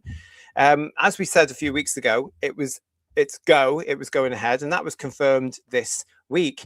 This is from TV Zone, who said Doctor Who Cbeebies animation names series director show enters production. British animation studio Blue Zoo has secured the contract to produce a brand new Doctor Who preschool animation for Cbeebies and the BBC iPlayer. Paul, are you excited about this? Not really, no. I don't think any of us are, and we shouldn't really be, because this is not for us. This is for under 5 years old. It's going to be very interesting to see now, though, how they're going to do it, because there's no main show on the telly. So BBC Studios must be sort of confident that the main show is going to come back at some point, Paul, to refer the kids from the TV, the cartoon, to the main one. But they're missing the point, I think, doing this at all, aren't they? We've said this before many times, I know, but when Doctor Who was on when we were kids, it was a family show. So you got the kids in and mums and dads all at the same time. Yes. So I don't understand how this has got huge potential to backfire. Is it going to put kids off it or really make them into it? You know what I Depends how mean? they're going to do it, isn't it? Exactly. Yeah. So absolutely. We've got Funky here for a super chat saying nothing on the BBC packaging of DVDs says Disney. No, because it doesn't need to. They could have given them at least the credit saying thank you very much for all the money. Yeah. Steve Braddock is saying, oh, they should have just done Doctor Who as the Mr. Man. Well, that's what it's going to be like, I'd imagine, probably. Yeah. Yeah. It has to be because it's only a couple of minutes long, these things, aren't they? Yeah. Is it going to be like Doctor Who Discovers kind of thing? Is it the way the they haven't said? Yeah. We'll come into it, but they haven't said what the format's going to be. I did hear somebody did say to me it's going to be. It could be about numbers and letters and colours and that sort of stuff. Because for the under fives, I don't know. Thanks for that, Steve. And Stephen O'Neill saying, JT, I will let you know if it's repeated on BBC Three, but I'll not be watching the Whittaker or Gower era for love nor money. I don't blame you, Stephen. I don't blame you at all. We'll get on with this story again from TV Zone. It continues. This exciting new animated series inspired by the beloved Doctor Who universe is commissioned for 52 times 11 episodes over 2 series. It marks the first time that the Whoniverse has been expanded into an animated series for preschool audiences. The series is currently in production with voice casting to be announced in due course. Oh, no. Announced today is Dominic Mins has been named the series director of Doctor Who animated series, as well as being named creative director for Blue Zoo. Mins has previously directed Cbeebies titles, including Mojo Swap Tops and Super Tato, which is one of the channel's highest rating shows. I know it well, yeah. He created the BAFTA award-winning children's show Tea and Me and has worked on other titles including Get Well Soon Hospital, Zingzillas, and Big and Small. And of course, a lot of you who've got parents in the chat will know these things, I am sure. Adam Shaw, the co-founder of Blue Zoo, said, we are hugely proud to have his creative vision at Blue Zoo and specifically on our exciting new next project, which is the animated Doctor Who for Cbeebies. We can't wait to see how he breathes life into this show.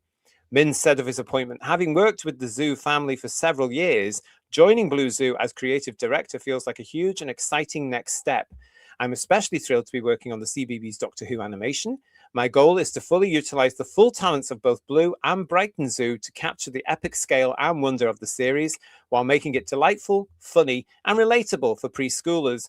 It's an honor to be here. Patricia Hildego, who's the director of BBC Children's and Education, says, we can't wait to welcome the Doctor to Cbeebies, introducing this beloved family favourite to our youngest audience for the very first time. This new series further strengthens our commitment to the British animation industry by championing homegrown productions with the potential to travel the world and perhaps even through time and space. The bidding process for this project was exceptionally competitive, and we would like to commend all the shortlisted producers for the outstanding quality and depth of their proposals. Adam Shaw, co-founder of Blue Zoo Animation, says, this year, we celebrated 25 years of Blue Zoo, so it's an extra special honour to be given the chance to bring such a much-loved classic and true British icon to a whole new generation of young viewers. Doctor Who means so much to so many people, and we don't take that lightly at all. Reimagining something this legendary for a preschool audience is a brilliant creative challenge and one we're incredibly excited to dive into. The BBC has previously collaborated with Blue Zoo on popular CBeebies programs such as Number Blocks, Alpha Blocks, and Major Swap Tops. One of my questions still, though, Paul, about this whole animation thing is, what do they get out of it? Yeah. I mean, we mentioned this ages ago when we were talking about the huge success of Bluey, and you see Bluey everywhere. He's even got a blue movie coming out now, this little blue dog. And you know, everywhere you go, there's Bluey this, there's Bluey that, there's Bluey this, there's Bluey. It's everywhere. It's absolutely everywhere. Are they trying to do this with Doctor Who, do you think? Do you think this series is going to spawn merchandise that BBC Studios are hoping will sell? Because it's not going to sell to your normal Doctor Who fan, is it? Because we're not. Well, but people with disposable income, you mean, people like us, yeah. We're not going to buy stuff for under fives, are we? Are we? Yeah. Are we? Well, if it's better than the current crap, you never know. But the thing about it is, what interested me was he said they're doing some voice casting. Yes. Does that suggest we're going to get a new incarnation of the Doctor of the cartoon? I mean, who knows? Who knows? I don't know. Tim Kins, it's good to see you. Hello, all. That'd be actually the curious thing about it. However, it's done that since it was commissioned, it's now become the only Doctor Who on. How curious! And they must know about that, Paul.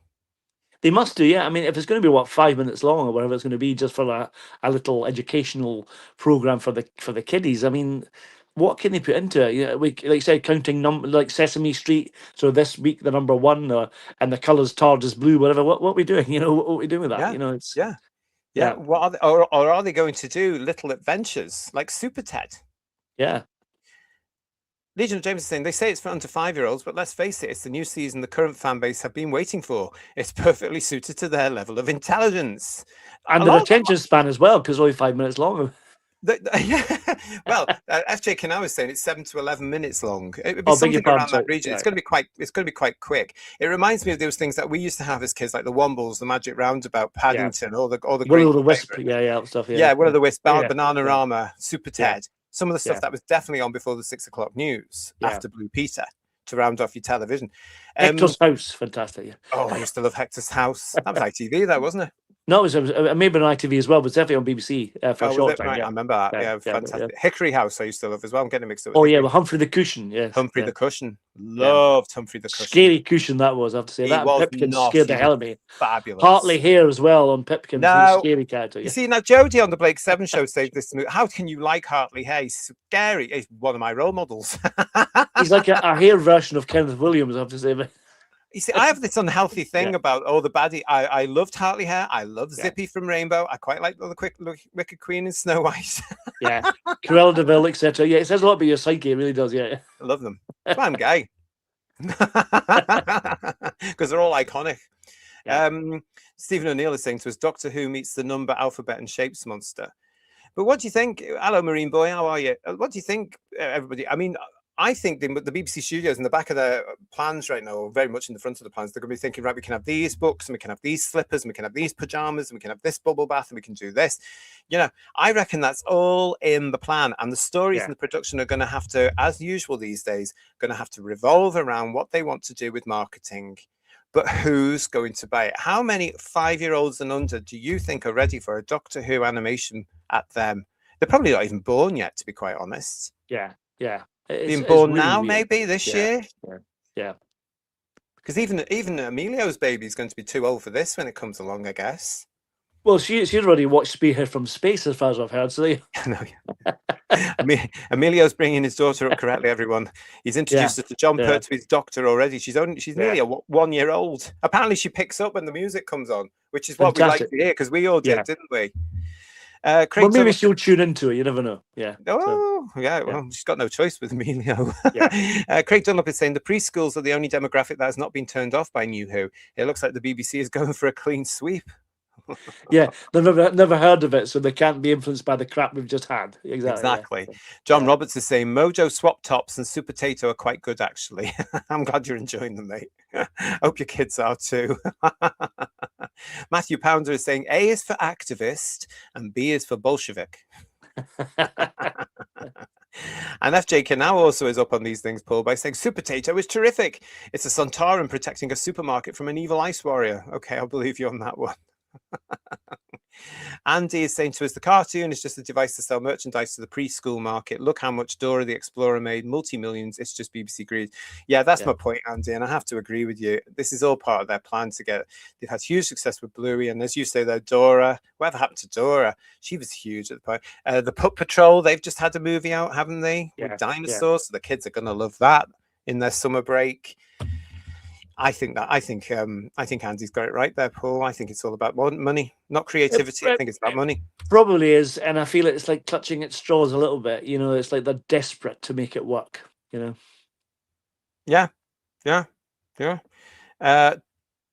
Tyler Durden, thanks for that, Jess. And Tyler Durden with us saying, I like the Super Tato books. I read them to my godsons. See, there's books as well. This is the thing, isn't it? They're all there. Hopefully they've got more interesting covers than the Chimes of Midnight anyway. They'll have to, won't they? They'll have to have the characters and stuff on, won't they? Yeah. But it does interest me, the fact they're talking about auditioning voice actors. So whether they're Yes. going to get impersonators to impersonate previous Doctors, or they'll start afresh with a new incarnation for the cartoon. So Well, that will be very interesting, won't it? I mean, which Doctor are they going to go for? They've got 150 million to choose from now, of course, exactly, yeah. really. So who do you think it's going to be, and where would they start, or where would they use them? And bearing in mind that any likeness would surely, Paul, have to be paid for on a television series. And that's maybe why they're going for a new one then. So They could possibly, or original one for them. Yeah. So an original one, yeah, or one of these unseen Doctors. oh God, as long as it's not Joe Martin, please no. Mm. Okay, yeah. It did get me wondering, though, Paul, and Yeah. I was thinking, what could they possibly look like as cartoons? Is that an anime type version of Jodie? That actually is quite good. To be honest, it won't be as good as that, I'd imagine, though, will it? To be honest. No, I did this on AI. Oh, fantastic, lovely. Have Yeah. you ever seen the cartoon version with Pertwee they've done? It's an actual Yes, cartoon. the anime And thing. that's superb. It really Yeah. is, yeah. So Well, that anime thing from years ago, of course, was just put together, wasn't it? and it they is took fantastic. like sound bites from different lines from different episodes with the Master and Pertwee, and it works really well. Very Something clever, like yeah. that would work, I think, for our age group, something like Yeah, that. But we're yeah. obviously looking at stuff for the kids here now. But you And know, how long did that take you to do that AI one then? Was that 5 2 minutes? minutes. Well, 2 minutes. I'm yeah, trying to learn. 2 minutes, Yeah. everybody. Well, That's what I think that's really good. And I'm saying that, and I'm looking at Jodie. That's really good. I'm quite surprised. Wouldn't it be awful if she Yeah. cropped up? I mean, can you imagine Yeah. somebody doing a Sheffield or Leeds or wherever she was from Yeah. accent in this thing as well? That's going to put the kids Yeah. off straight away. Yeah. But stay tuned with us here, because this is another one of these stories, everybody, that's not going away. It's not going away at all. Are we going to review this just for a laugh? We have to, surely. Yeah. Oh, do we? Yeah. Why not? Why not? It's not for us. It's for under fives. I know, but we have the mentality of under fives as well. It's fine.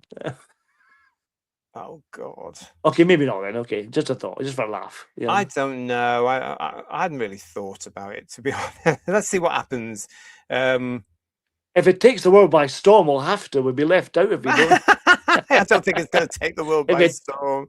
Number one hit in the TV charts. You never know. Yeah. So. We might. Thanks, Cool and Dry. Yeah, I'm playing with certain things, but thank you. No, I'm just. We'll see. We might have a look through adult eyes at this thing to see what they're trying to sell. Yeah. Sell the kids.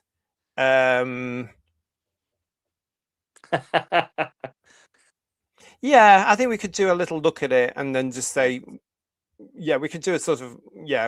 I mean, we could. I mean, what do you think in the chat? Do you think we should all have a look at this thing? Because it's not for us, and we have to remember that it's not for us. It's for under fives. We should do what we do with Teddy and get some of the kids to review it. That's what you want to do. Yeah. We see Teddy will be 2. Phil's lads will be too old. Yeah. The other viewers, kids will be, yeah. I wouldn't want to bring anybody young on the show either, because it's YouTube. Yeah. I don't believe in all that, you know. But what we could do, we can have a look at it, and then we can have a political hot discussion over it to say, what are they doing here? Okay. And we can tie it in with any merchandise that I will probably get notified about as well. And we can have a nice little panel about it. What do you think, Who viewers? Do you think there'll be a Doctor Who pop-up book or something like that? Yeah. Oh, I can see that. Now, I always wanted Doctor Who pop-up books years ago when I was in the industry in the 90s, because I thought they would have looked great. But of course, the show was off like Fungus the Bogeyman or something like that kind of thing. You want like that kind of idea, don't you? Really, I remember I used to see a guy who worked for BBC Books, as it was back then, Paul, in the 90s, called Len. Yeah. He was the rep. Yeah. And he was the Scottish rep for BBC Books, and he was a cracking guy, really nice guy. And he's the one that would give me the odd, here's a book, here's a Doctor Who audio for you on cassette, you know, they're all here and over there. Do you know what I mean? Oh, thank you very much, you know, I get the odd freebie. But I remember actually saying to him, you know, you've got the potential here as BBC Books to do a pop-up book. And he went, what do you mean? I said, because you've got all these wonderful characters and stuff, and you could do something at the under sevens as a pop-up book, because pop-up books were huge in the 80s. The Jolly Postman and all that had made these things, you know, these paper engineering books so popular. Yeah. And I remember saying to him, can you pass that back to BBC Books? Oh, there's no, what did he say to me? Oh, there's no need for that. It was quite dismissive of it, because he knew any suggestion would just get turned down. Yeah. And a couple of years later, when I started trying to get interviews for BBC Enterprise, as it was back then, I understood what he was telling me. They just weren't. They clearly have no idea. That's the problem. Yeah. Funky is saying to us, a season review maybe. It depends how it gets released, but do it in one lump. Hidden History in the Holy Sin. I wouldn't want a pop-up book made by RTD. I'd be very frightened what the pop-up book would say. Hidden History. You know what I mean? What it would do to you. I mean, a pop-up version of Rouge. That's what. Yeah. Real Geriatric is saying yes, you need to watch it, so we don't have to. I don't know if it's actually going to be well, of course, it's going to be available abroad. BBC It'll be on YouTube, won't it? Probably, yeah. So, well, that's where I think it will go to YouTube first, Paul, because you know that's where 50 whole channels from the BBC on YouTube. Yeah. Soon to come to a BBC TV license as well. From what we were talking about. But if you can knock up an image of Jodie in 5 minutes, it shouldn't take them long to do series 1, surely. But it's a. I know. Yeah, I had great fun with this week. Anyway, that's not for us, but yeah, we'll look at it for you, everybody. Virtual Baz is saying, are you thinking about reviewing the animated Star Trek at any point? Virtual Baz, yes, it's on the list. I was going to do it this year, but I'll be honest, I haven't been up to doing everything I wanted to do this year. I have to be honest with you. You all know why. We'll get round to it, but yes, the animated series of Star Trek is on the list. And I can't wait because I used to love that as a kid. And it was done by the people that did He-Man and the Masters of the Universe and Tarzan. Yeah. I love Tarzan. The same cells. Yeah, Tarzan was good. Yeah. That's what I love. They use all the same cells. So all the characters may look different, but they're running the same way or standing the same way or the same. But anyway, we're going to be It's a company called Filmation, isn't it? Because I've got lots of DVDs of Batman and Superman stuff they did in the late 60s, early 70s as well, which is lovely. Yeah. Yeah. So I'm sorry I can't do it in this Star Trek 60th anniversary year because there's been a lot going on and I just haven't been up to it. But we will get around to it at some point. So stay with us. Make sure you're subscribed and make sure you're still subscribed. But thank you for that, mate. And I look forward to it because I am. I haven't watched them properly since they were on television on the BBC when I was a kid. Great news. Okay, so that's there for you. Something else that is for us and that's on the way was formalized yesterday. When we got the word from the man himself, and he's in the chat. So well done to Phil, because we've been talking about Doctor Who Meets the Scorpion for some time now, haven't we, Paul? Oh, we have, yeah. And yes, it's on the way, everybody, because Doctor Who and the Scorpion is on the way. And there's a lovely still that he released yesterday on the Facebook page to say that we now absolutely 100%, everybody. I'm very excited about this. We now have the date when Doctor Who Meets the Scorpion is going to be released here on this very platform. Woo! Which is very, very exciting. Who says there isn't any Doctor Who this year, Paul? Yeah, 3 years in the making, which is a labor of love, definitely. I love that image of the TARDIS in space there. That's great. I wonder if that's in the kind of opening titles or not. It looks great.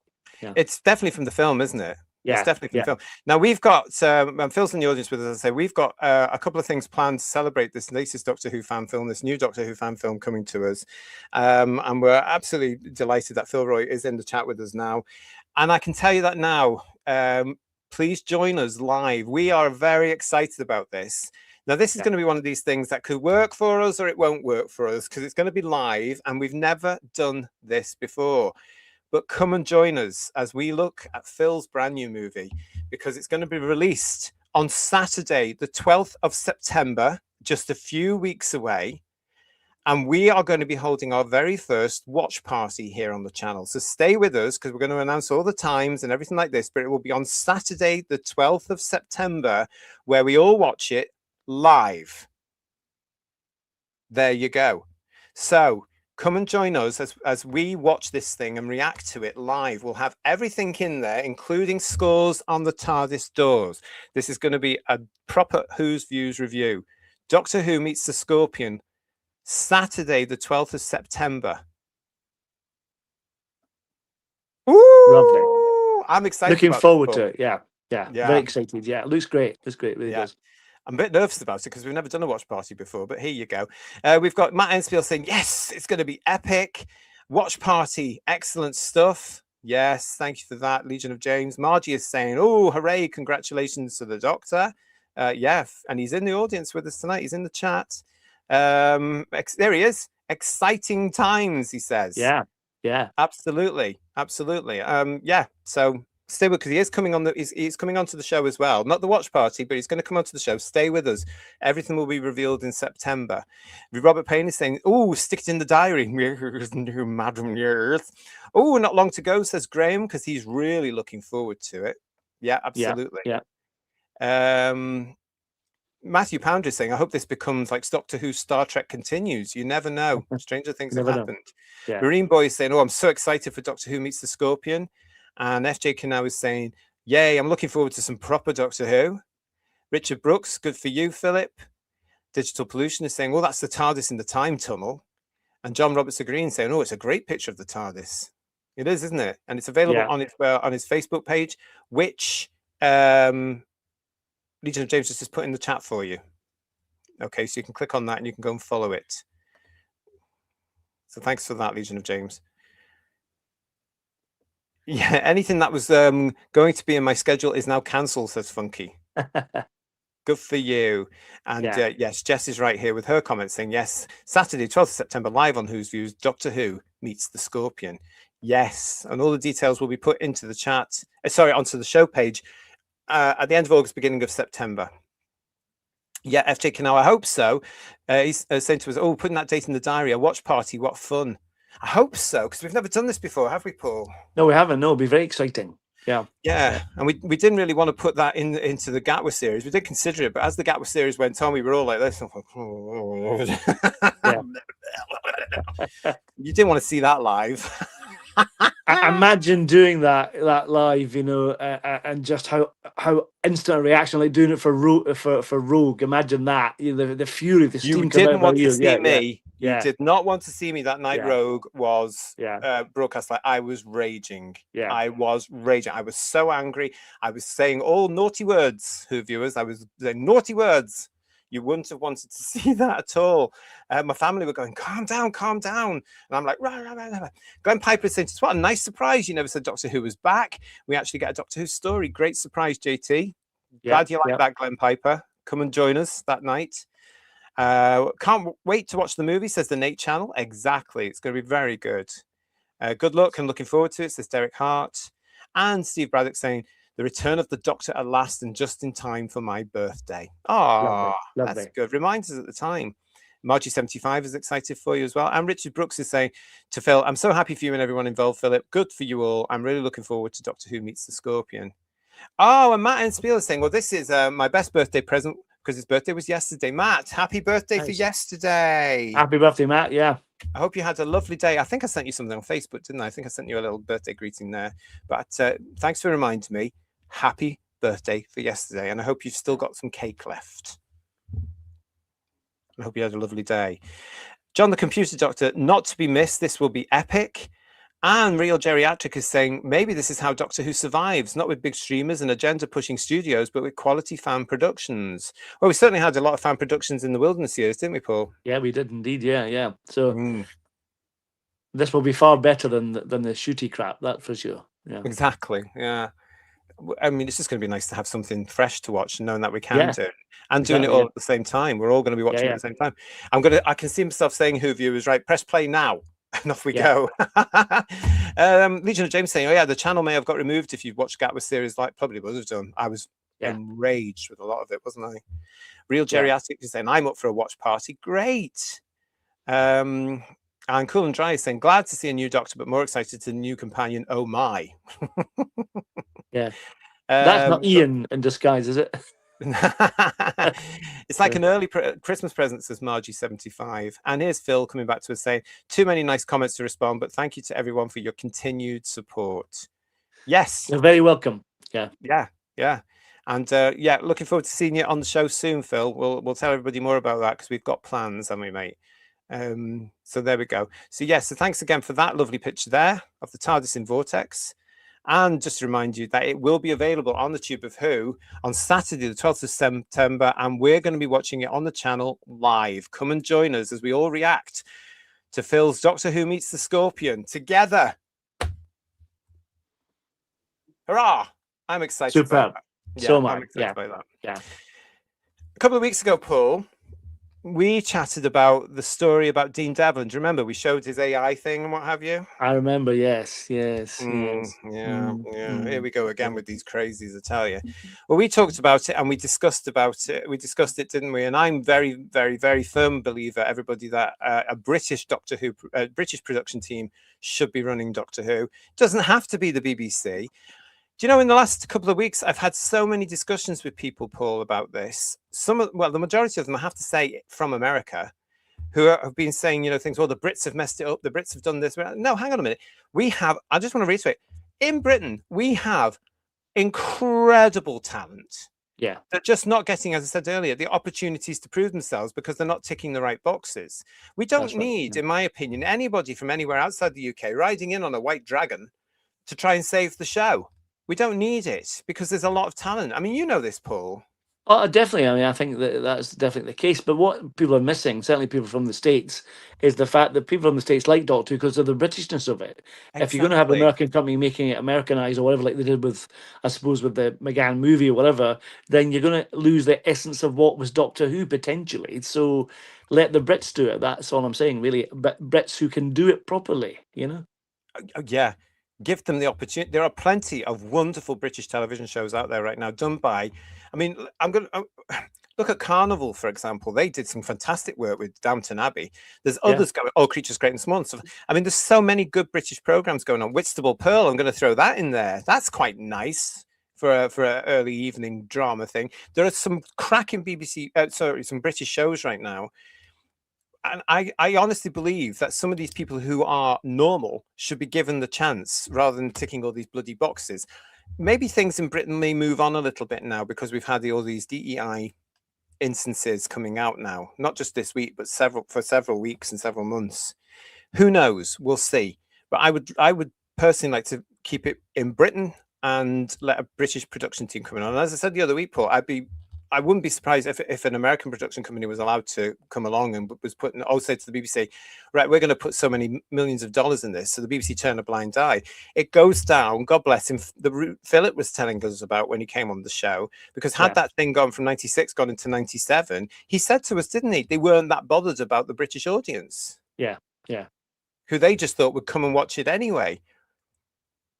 It wouldn't have happened. They would have got fed up eventually, like they did with the X-Files and everything else. And we wouldn't have been there to support it as much because we've said, I've seen this story before. This is Genesis of the Daleks. I've seen this story before. This is Tomb of the Cybermen. How does that work? Oh, I've seen this before. This is Spearhead from Space. And it's not as good or whatever. Yeah. And I think that's a danger where it could be, if they go again, they could make it just purely as American television. Yeah, exactly. Just putting it out there. But we did talk about this a couple of weeks ago, and it was this article, of course, here that we looked at before. Hollywood Entertainment Company expresses interest in Doctor Who production. Well-known writer, producer, and director Dean Devlin's company, Electric Entertainment, is said to be in talks with the BBC about a new Doctor Who series, according to The Times. Devlin has already expressed his interest in the form of a Facebook reel. So that's what happened this week. So, it's as though some of these businesses, some of these newspapers like The Times watch us or something like that, and they go, oh, there's not much news around about Doctor Who at the moment, so we'll just take that from that element. And we know they do, Paul. They go around looking at Doctor Who fan boards, they go around looking at Doctor Who YouTube shows, and they take the stories and then some of them print it. We know that. And it's very clickbaity, isn't it? A lot of it. That's the thing, isn't it? Yes. Yeah. And this story has been around for ages. I dismissed it a few weeks ago as a non-starter, and then we talked about it 2 weeks ago when some of the fan traction was getting around it again. He put out that blooming awful AI version of him on the TARDIS set with some of the reboot Who, the version that's ended Who, which also alerted me to that. No, he knows too much about the show. No, we don't want anything to do with that version. Hello to Tim Kins, by the way. Good to see you. But yeah, we've got all that going on. And we chatted about this week. The Times put in the Times online. They did a story about, Dean Devlin from this business wants it, blah, blah, blah. And you in the chat will see, it exploded. It went everywhere this week. It was insane. I couldn't keep up with it. I was just like, what the hell? This is not a brand new, fresh story. And the fans went insane over it as well, Paul. You were busy doing productions, but I was watching a lot of this.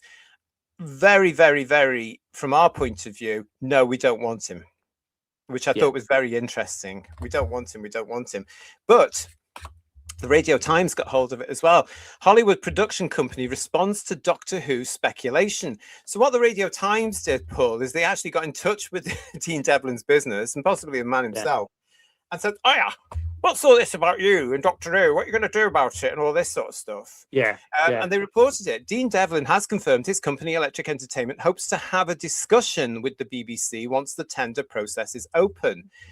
So the tender process, we have to reiterate, Paul, and everybody in the chat, you've got to reiterate this with these lunatics who think that Doctor Who is coming back next year.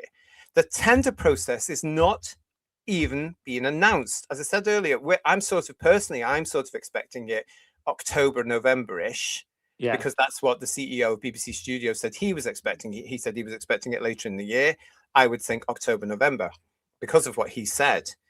And BBC Studios, as we know, are definitely going to put in a bid to win the tender because he said that. He said, we're ready to go. So that's fine. But it's not out there. So what Devlin was saying, as we reported on a couple of weeks ago, was very simple, Who viewers. All he was saying is, I'm interested in talking to the BBC. And then we've got fans wetting themselves this week, Paul, saying, oh my God, Dean Devlin's getting Doctor Who. Dean Devlin's getting Doctor Who. I mean, it was a head in hands moment for me. Yeah. And that's the thing about it, is that the tender's not even open yet. So we get to the end of the year, that even if it's open, there won't be, they'll be negotiating with lots of people, not just Devlin. So you're not going to get, if you're lucky to get anything by 2028, and that's at the earliest, you know what I mean? So there's no way it's going to be coming anytime soon, is it? Let's be honest, you know? Yeah, exactly. A lot of you still in the chat talking about Phil's film, quite rightly too. I'm glad you're all excited about that. Please do come and join us for our first ever watch party live here on the channel.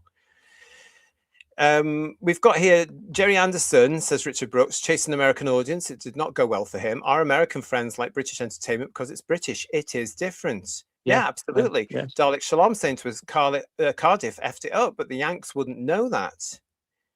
Yeah. Gosh, yeah, a lot of you in the chat with us. Hi. Connor Sullivan, hi to you. Dean Devlin wants Tennant to revive Doctor Who, but Tennant shouldn't come back. We need fresh actors, which reminds me, thank you for that, Connor, that if you want to get involved with our poll, let's have a look at it now. You can. Is a previous Doctor needed for a relaunch? 1 for yes, 2 for no. Okay. 1 for yes, 2 for no. Just type 1 or 2 in the if you're in the chat. Is a previous Doctor needed for a relaunch? All views welcome. Don't forget, there's no right or wrong to this. I want to know what you think. 1 for yes, 2 for no. We're going to come back to that shortly as we just get into this particular story now. As I say, this is from the Radio Times. Dean Devlin, the CEO of LA-produced production company Electric Entertainment, has responded to reports that the company is in talks with the BBC regarding the future of Doctor Who. Devlin, who is also a producer, writer and director known for his work on Stargate and Independence Day, I didn't rate that at all, said that the company hopes to have a discussion with the BBC, but firmly denied that any talks have thus taken place. At least he's sensible. When approached by the Radio Times, Devlin said in a statement, it is untrue that we have had negotiations with the BBC, preliminary or otherwise. When the proper time comes, when they are prepared to speak with people, we certainly hope to have a discussion with them. It had been reported that Devlin hoped to reinstate David Tennant as the Doctor after he played the 10th and 14th and 16th and 18th, 20th, 21st Doctors. But given that no talks have yet taken place, this appears to be speculation. Electric Entertainment, not Avenue, has previously been behind series including Leverage, Almost Paradise, The Ark, and The Librarians, and I'll be honest here, I've never heard of any of them, as well as films such as Bad Samaritan, which starred Tennant. The BBC will this year be putting Doctor Who out to competitive tender as part of securing the next phase of the show, blah, blah, blah. Then it goes a bit more about the BBC's statement as well, and it rounds off with one company that has already confirmed it will be entering the process is BBC Studios, with that company's CEO, Tom Fussell, as we talked about a few weeks ago. We've been the producer for 60 years and we want to be the producer for another 60 years. So we will be going for that tender with gusto. We are in it to win it. Of course, all this stuff we've discussed on many of our shows in the past. You can see some of the thumbnails there, but they're all there and we've talked about them quite a while, and quite a lot, I think, Paul. Oh, we have, yes. Yeah. But there he is, and he had to issue a statement to say, no, Now, what people don't seem to realize, and by people I mean fans, is that any speculation of this sort, Paul, can actually harm any negotiation in the future. Oh, well, I think yes and no, Okay. because we don't get, we're not privy to the meetings that they have. Fans get excited, but remember back in the 80s when all this Doctor Who the movie doing the rounds and the last of the Time Lords. Remember all that? That I don't think that did necessarily any harm to that the speculation of it. But if you have a vociferous fan showing their crazy side, that can put people off a little bit. I think, to be honest. Mm. Yeah, I mean, again, this is the problem with again, I'm going to blame this Who viewers on those fans that don't like this channel. That set, the ones over there, the ones we wouldn't necessarily associate with, really, because they're too obsessed, unhealthily so in my eyes. The ones that are having mental breakdowns now because the show's not on air and they don't know what they're going to do with their lives. The ones I was worried about, Paul, when we were reviewing The Gatwick Crap, when it was very obvious this was going to be the end of the show, and that it was going to come off air. It was very, very obvious. This is it. This is the last. This Doctor Who is finishing on a very, very low note here after 20 years. And there was a lot of that. Those fans here putting two and two together because they're so desperate, Paul, for some sort of announcement about Doctor Who, for some sort of reassurance Doctor Who is definitely coming back. I have noticed some fans on social media daring to talk about what if it doesn't come back? What if this tender process is like the original Wilderness years and it goes on for years and years and years? I'm not saying it is, and personally I don't think it is, because the BBC are greedy and they desperately need money right now. So I do think they'll bring it back within a 5-6 year period. But it's interesting, isn't it, Paul? They're desperate for any bit of news and they'll blow it up. And I don't think the newspaper and the media are helping, because they're trying to keep Doctor Who in the news when actually there's no news really to talk about. It's funny, back in '89 I felt like this, desperate for more Doctor Who, but at the moment I couldn't care less whether it comes back or not now, because of how badly damaged it actually is, so it has to be right if it's coming back at all. And we've had our fingers burnt before with Jodie, with Shooty, and it has to be good, and I'm not holding my breath. No, I don't think any of us are. I mean, I've said before to you and also to everybody in the chat, I don't care if the thing never comes back. Yeah. Because it's just what I witnessed over the last couple of years was so excruciatingly bad. The worst television I have witnessed, and certainly the worst Doctor Who. And don't forget, I didn't watch the Chibnall era, so I can't really comment on that. No, it was embarrassing to be a Doctor Who fan. How dare they churn that crap out and say, this is Doctor Who and you have to like it, bugger off. No, you made huge mistakes. Get it off the air. We were saying this, weren't we, at the time? Get it off the air. Get it off the air. I think we were probably one of the only YouTube channels saying, get it off the air. Absolutely. This is embarrassing. Get it off the air. Get it off the air. It's all there in our reviews. So I don't care if it comes back now, to be quite honest. No. The race hasn't even started, says Robert Payne. You're absolutely right. And Bill Lowry's coming in. Hello, Bill. If Dean Devlin wanted to keep the Britishness, that would be fine. I feel, however, he would have to Americanize it. They can't help themselves. They definitely would. We heard that from Phil Segar when he came onto the show. He was going to do that. He was very honest with us, saying that the American audience was more what they were tailoring it for. They would do it again. They were kind of doing that in the negotiation process as well, weren't they, with Phil? If you look at the documentary, 7 Year Itch, or Hitch rather, on the Blu-ray, it tells you the story of the struggle to get there because there was too many cooks. Yeah. And that's what's going to happen with this. I think the same happened with Disney a little bit. Too many cooks trying to muddy the waters and make it work from different perspectives, and missing what Doctor Who actually was, which was part of the problem, Yeah, exactly. It would become a totally different show, and it would have alienated a lot of us in America, in Britain. Steve Braddock is saying yes, and Devlin says he wants it to be a reboot, which I don't want. But the tender hasn't even opened yet, so the fans are delusional. We can't talk about absolutely anything at all about it yet, but it's going to be great when it's all out there and we know what's happening, and it's going to be great discussions that we're going to have eventually, but it's nowhere near it yet. Robert Payne is saying, please remember that America is a foreign country. They don't have the same culture. They don't. So everything would be up for grabs, I think, as well, to suit the American audience. They would eventually, I would think, as well, have to get rid of what they would call a phone box. Yeah, yeah. Because it wouldn't be flashy enough, I'm sure. Because, I don't know. Steve Braddock also saying, this is what I think. I've seen some fans on the Tube of Who saying, if we haven't heard anything by December, we should panic about it ever coming back. Oh, please grow up.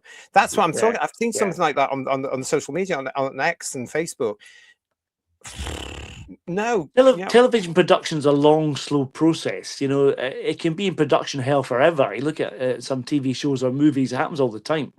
So It can't happen overnight. They have to write the scripts and everything else. In fact, before that, they have to write their idea of how the project's going to go. Their pitch ideas kind of thing before they even start. Yeah, the tender process. I was about to say, Paul, if the BBC has any sense, I make myself laugh sometimes. Yeah.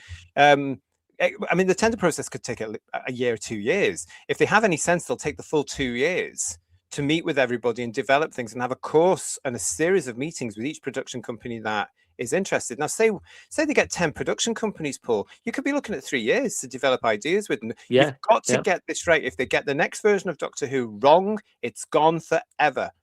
I'm telling you, it's gone. But I agree with what you said, though, about the money. If a production company's got a lot of cash to put into it, they're going to go with the cash, aren't they? Let's be honest.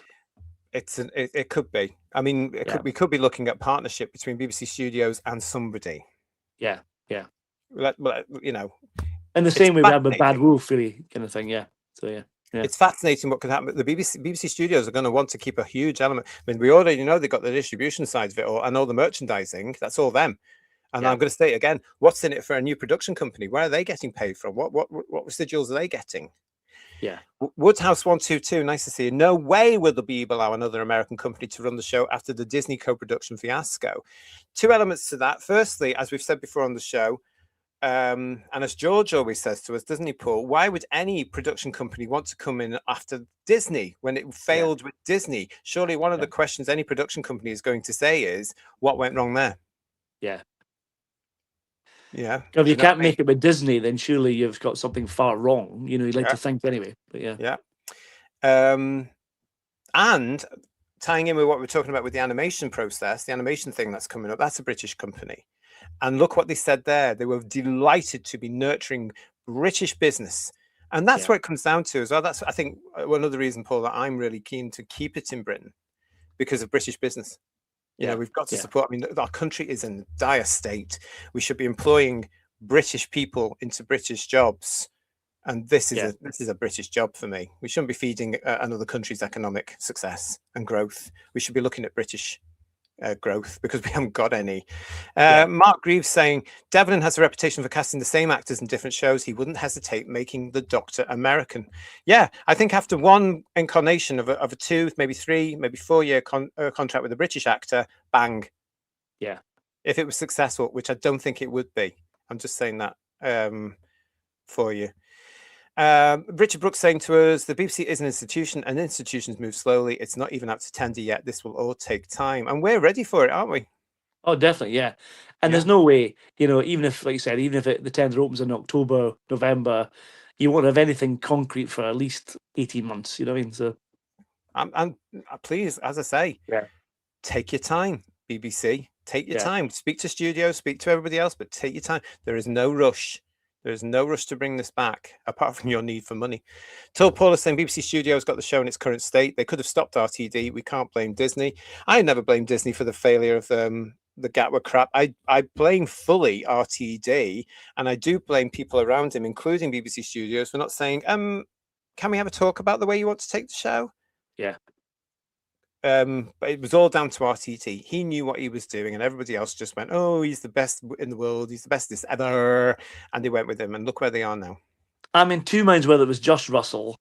Russell's hugely to blame, whatever you say, but I think Disney probably had some form of interference as well, knowing Disney. But I'm not sure 100% about what the input actually was. Money.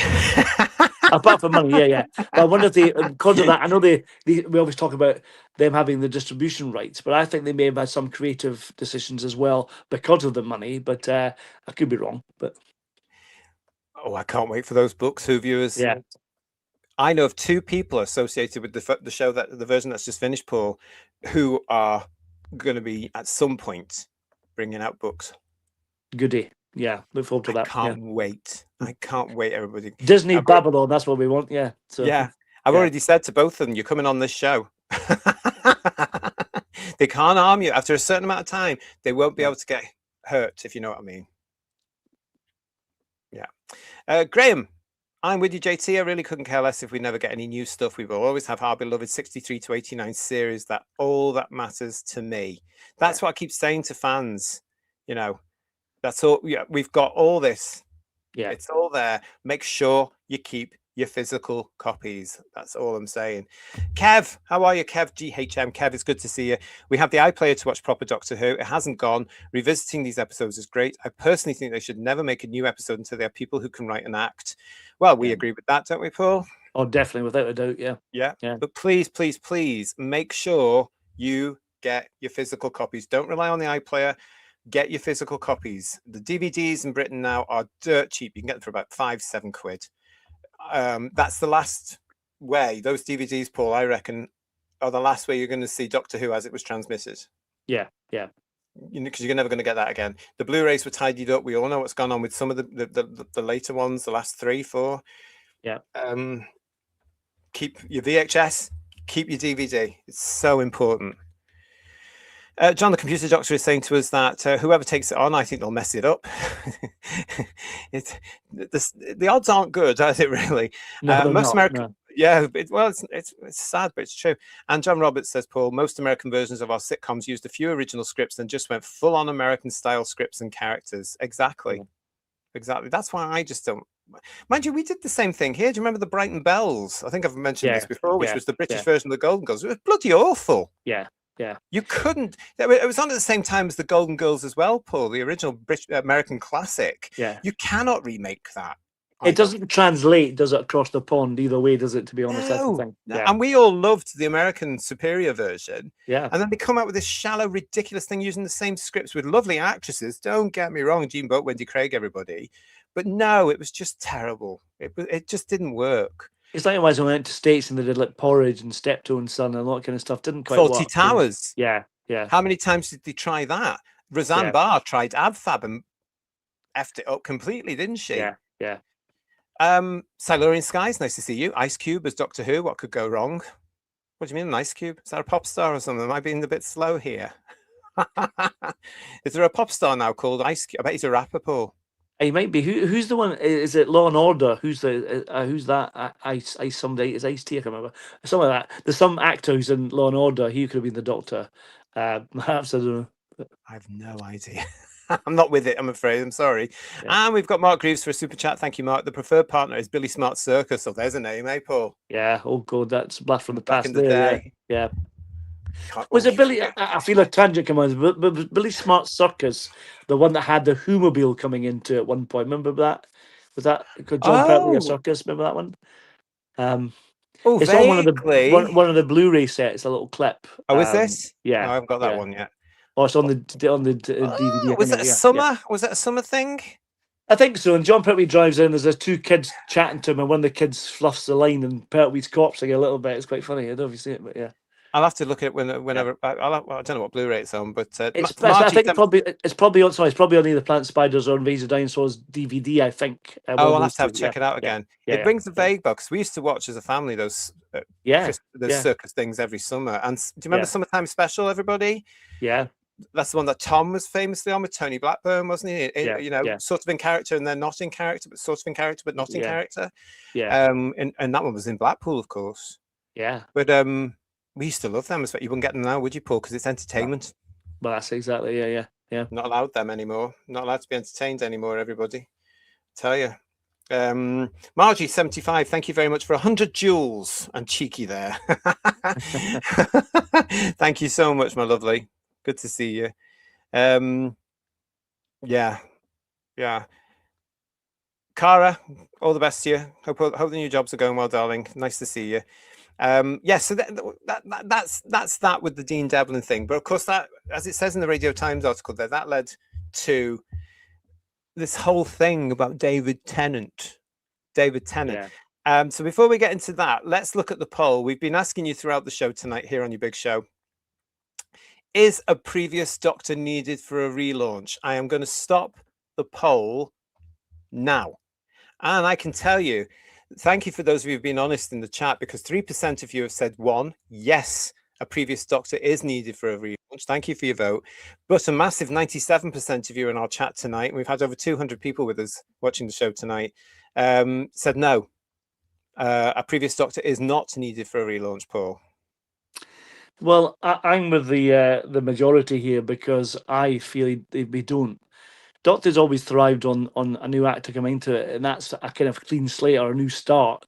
So they need to go for a new start, don't they, with a new actor, and forget the past nostalgia. The hint of David Tennant coming back. I mean, I think if Tom Baker was the current Doctor, I wouldn't want him to come back. You know what I mean? It just doesn't get done. You know what I mean? Thank you for everybody that's voted tonight. I'm going to say it again. 97% of our audience tonight in the chat said no, a previous Doctor is not needed for a relaunch. So any potential new producers, you need to look at that and stop listening. Don't listen to the small amount of fandom that this week went absolutely crazy over this rumor. Legion of James is saying Ice-T in Law and Order SVU. What's SVU? The car. The Special Victims Unit, I think it is, somewhere. All right. A lot of you telling me, so thank you about this. Ice Cube, Ice-T, both gangster rappers. All right, yeah. Not my thing. I mean, I'm not into all that crap. Sorry, it's not my thing. And Avon is saying Ice Cube was in the sci-fi 2001 Ghosts of Mars. Very good film. Oh, thank you. I've not seen that. Have you seen that? I've not seen it, no. No. Oh, and he's also Allegiance saying, I only remember Ice Cube from that movie Anaconda. Why the hell's he called Ice Cube? Why would you give yourself such a stupid name like that? I've no idea. Hi, my name's Ice Cube. I mean, please. I mean, there's being cool and there's being over the top. Woodhouse 122 is being very direct. Tennant needs to get lost. Oh, yeah. Not very popular in the UK these days, is he really, everybody? And the only previous Doctor I'd accept for a reboot is Paul McGann, or even Peter Capaldi, says problem being. Now, if they did something with McGann, we'd all be there, as we've said many times on our channel, wouldn't we? We would be there. It feels too late now, to be honest. I mean, Paul's still in great shape, to do it, but it feels too late, really, to be honest, for me personally. But I think it's too late now for McGann as well, which is a shame. I think Richard Brooks saying to us, McGann would be brilliant in his own TV series. I do think it's too late to bring back Paul McGann now as Doctor Who. Yeah. What's Kev saying to us? The Doctor, if they were bringing it back, would have to be British and have an on-screen presence. I would like the idea of someone who is an unknown but has done a lot of stage work rather than a TV actor. I'm with you on that one as well, Kev. I would like to see someone who Doctor Who could make his career. Someone that has learnt his trade through stage. That's why I always like the idea of an Aaron Bernard as the Doctor, and that day's now gone as well because he's moved on to other stuff. But there is an actor out there currently who's in his mid-20s, working his arse off on the stage, the West End, around the country, Paul. Someone who's really, really fantastic and just hasn't had the break. And Doctor Who could be a Tom Baker moment for him. That's what we need. Definitely. Someone who has that charisma, can carry the part and is highly watchable. You don't want to take your eyes off them. That's what you want, like Tom did. Yeah, so. And somebody who's, I would say, early 30s onwards, that can do the thing for 5 years with energy, commitment. Because I think they're going to want somebody to come in and do, or at least be offered a 2-year deal with a 3-year option. Yeah. Because they're going to have a doctor. This is so important now. They're going to have a very competent actor, a very likable doctor, a very approachable but recognizable, mysterious version of the character who is going to nail it with the great British public. Yeah. And won't mind doing it for at least 5 years, whether it be a series, which I doubt, or a series of 3 TV movie type things a year, which I think they'll go for. Yeah. I love all this speculation, though. This is what we do as geeks, isn't it? This is what we do as Who fans. Yeah. This takes me back to the original Wilderness years, Paul, when we were all sitting in pubs going, now, what would they do if they brought it back? Yeah.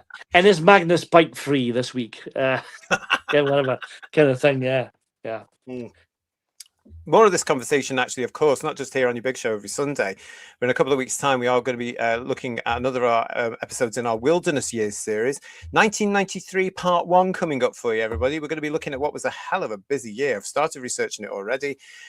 There's going to be a lot. That's why it's called Part 1, because 1993 was a big year. Big year. So it's called It was Part 12 1. months, wasn't it? Yeah. So it was 12 years, but a hell of a lot going on because it was the big year. We'll talk about this now with David Tennant, because the Metro. Now, this is going to surprise. This is the woke show, everybody. You know how much we love the Metro here on Who's Views, everyone, don't you? We love it. Now, this isn't from our usual play. Assia has gone very quiet recently. She's probably crying somewhere about missing Doctor Who, probably, yeah. So. She could well be. Very quiet. I hope she's well. I hope she's all right, because I haven't seen anything from her as the alleged TV reporter that she was supposed to be. You know that sort of thing. But I haven't seen anything from her. So this one has come from Tom Percival. David Tennant could return to Doctor Who, but it would be a terrible idea. Here. Yeah. The shock, the horror, though, Paul, coming from the Metro. I know, yeah. And this story got me playing around.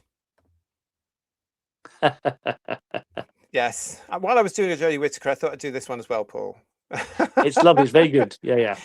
I think I've captured him there. I think you have. Yeah, definitely. Perfectly, yeah. And the 14th incarnation, definitely, yes. Yeah. Yes, in the blue coat. Yeah. Definitely. We'll get into the story then, everybody.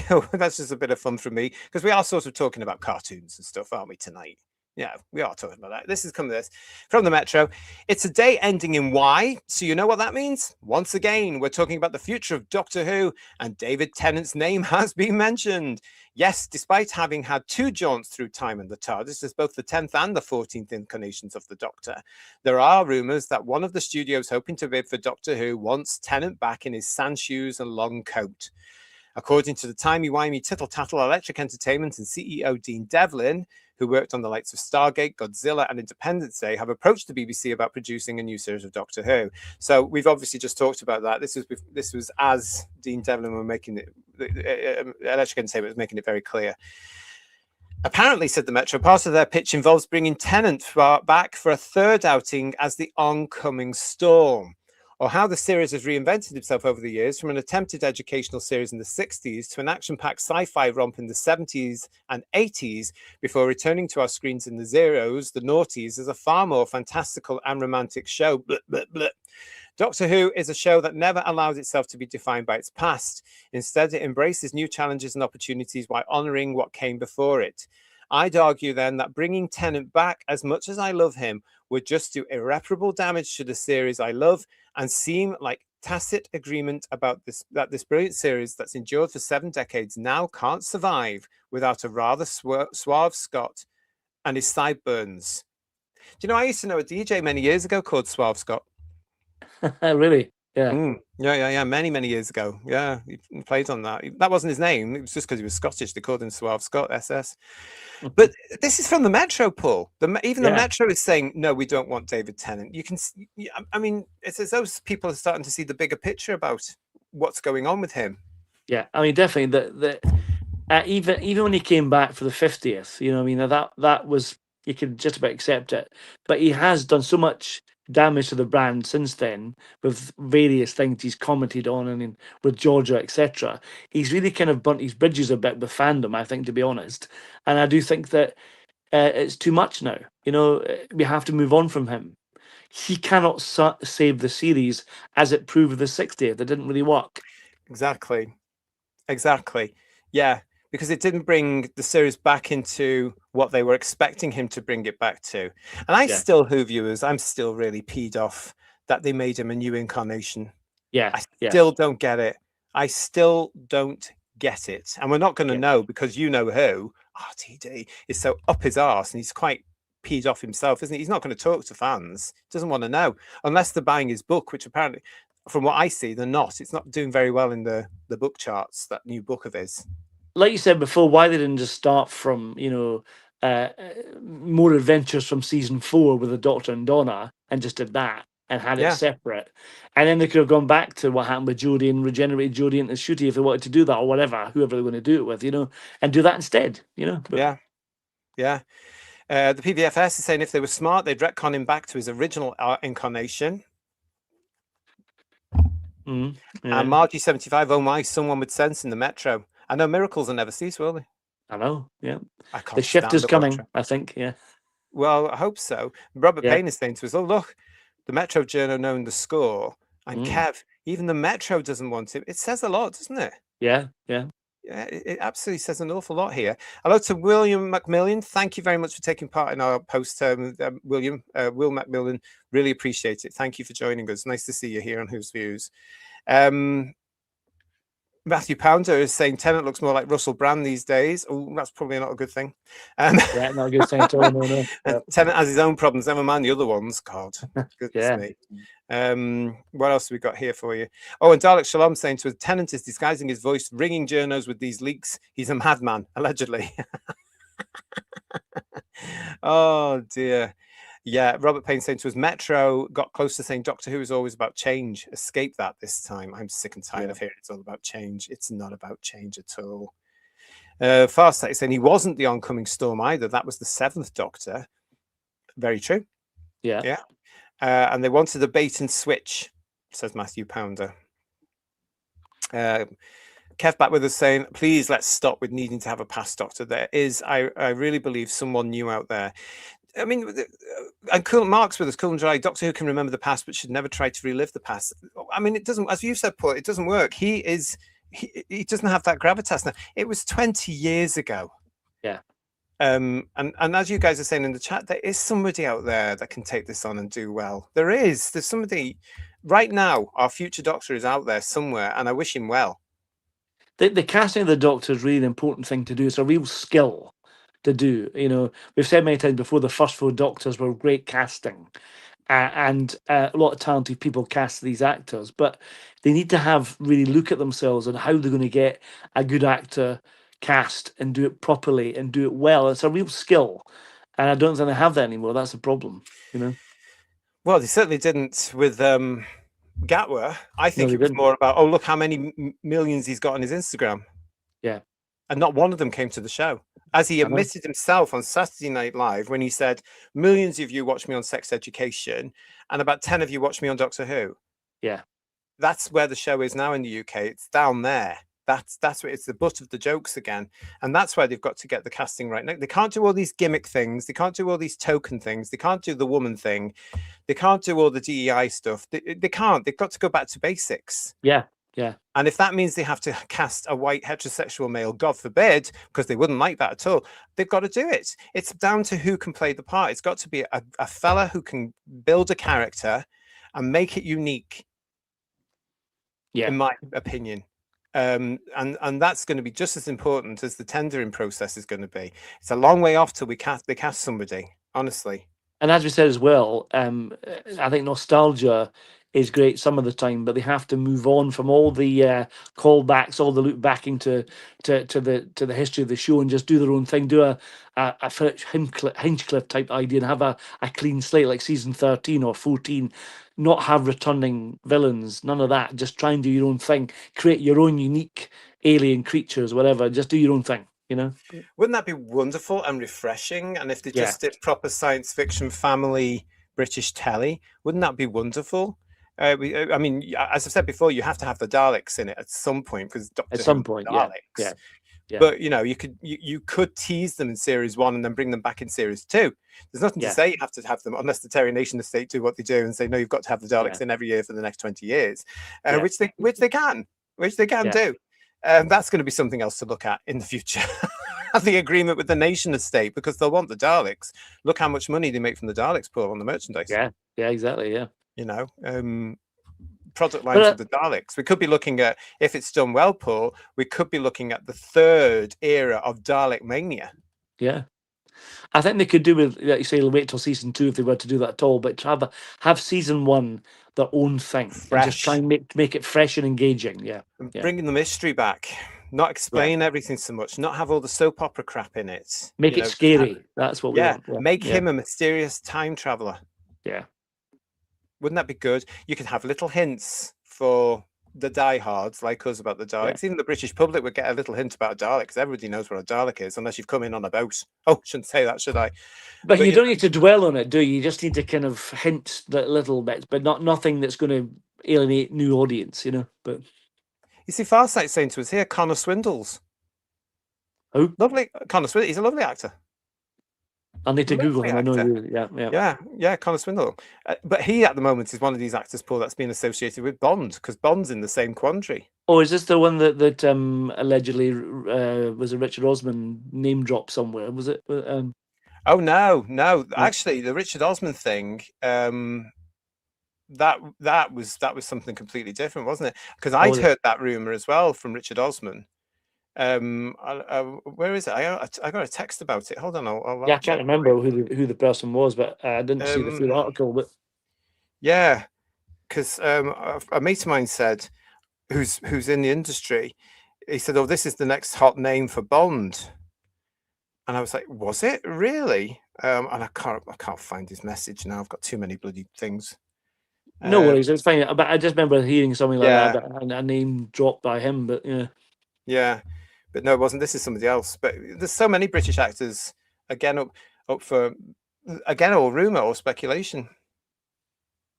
Yeah, exactly. Yeah. All rumor and speculation. Dalek Shalom, behave yourself. Elliot Page will be the new Bond. No, she won't. Not a thing. Can you imagine? That would be rejected by the British public like that straight away, and it would be a massive flop. Massive flop. Yeah. But it's all out there for you, everybody. You know, and it's all to come still as well. But it's huge speculation. But it's interesting to see that not just in our poll tonight, but on social media this week, a lot of the fans, including the Tennant lovies, coming back saying, "No, not again." Not again. Everybody's got Tennant fatigue now when it comes to Doctor Who. Yeah. And I'm with the poll, Paul. I don't think a previous Doctor needs to be involved in any relaunch. I think it has to be new, fresh. Yeah, I'm the same. Yeah. Been playing around with a lot of cartoons tonight because of the BBC Cbeebies confirmation about the production team and what have you. Stay with us here on the channel, of course, as we hear more about that. I'm, like Paul, very interested to hear about the voices as well as the look of the show and exactly what we're going to be doing about it. If you want us to actually look at it when the thing is actually available, let us know whose views won or leave a comment under the show. But Paul, I was having some fun, as you can see there, with doing all these sort of animations this week, and I thought I'd have a go at this. That is superb. Can you send me a copy of that? That's brilliant. I love that. You can have a copy. Fantastic. For the podcast, I've just I've done a little anime there of Paul in his current show, which you can see him at Edinburgh right now as part of the festival up in Edinburgh. And well, I couldn't do you and not do the other one. Oh, even better. Superb. Yeah. So there's one of Ian as well, in his little fortress there.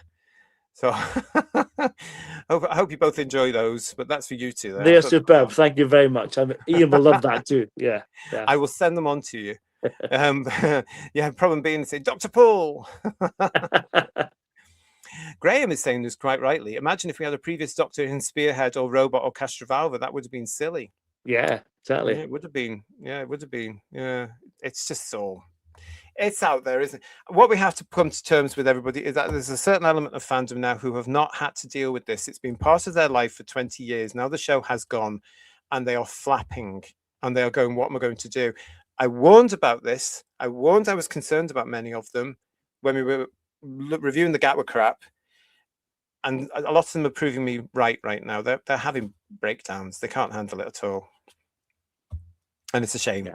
Because this is going to be, it's not coming back anytime soon. You could be looking at 5, 6, 7 years, if we're lucky, before this show comes back onto television. Yeah. Paul, another good night, another great show. Thank you very, very much. I enjoyed it very much. It's nice to be back. Yeah. So. Yeah, we've got Matthew Pounder saying, get your trousers on, you're nicked. Stephen Braddock saying that Detective Paul. Yeah, you can see him in Edinburgh now. Where are you again?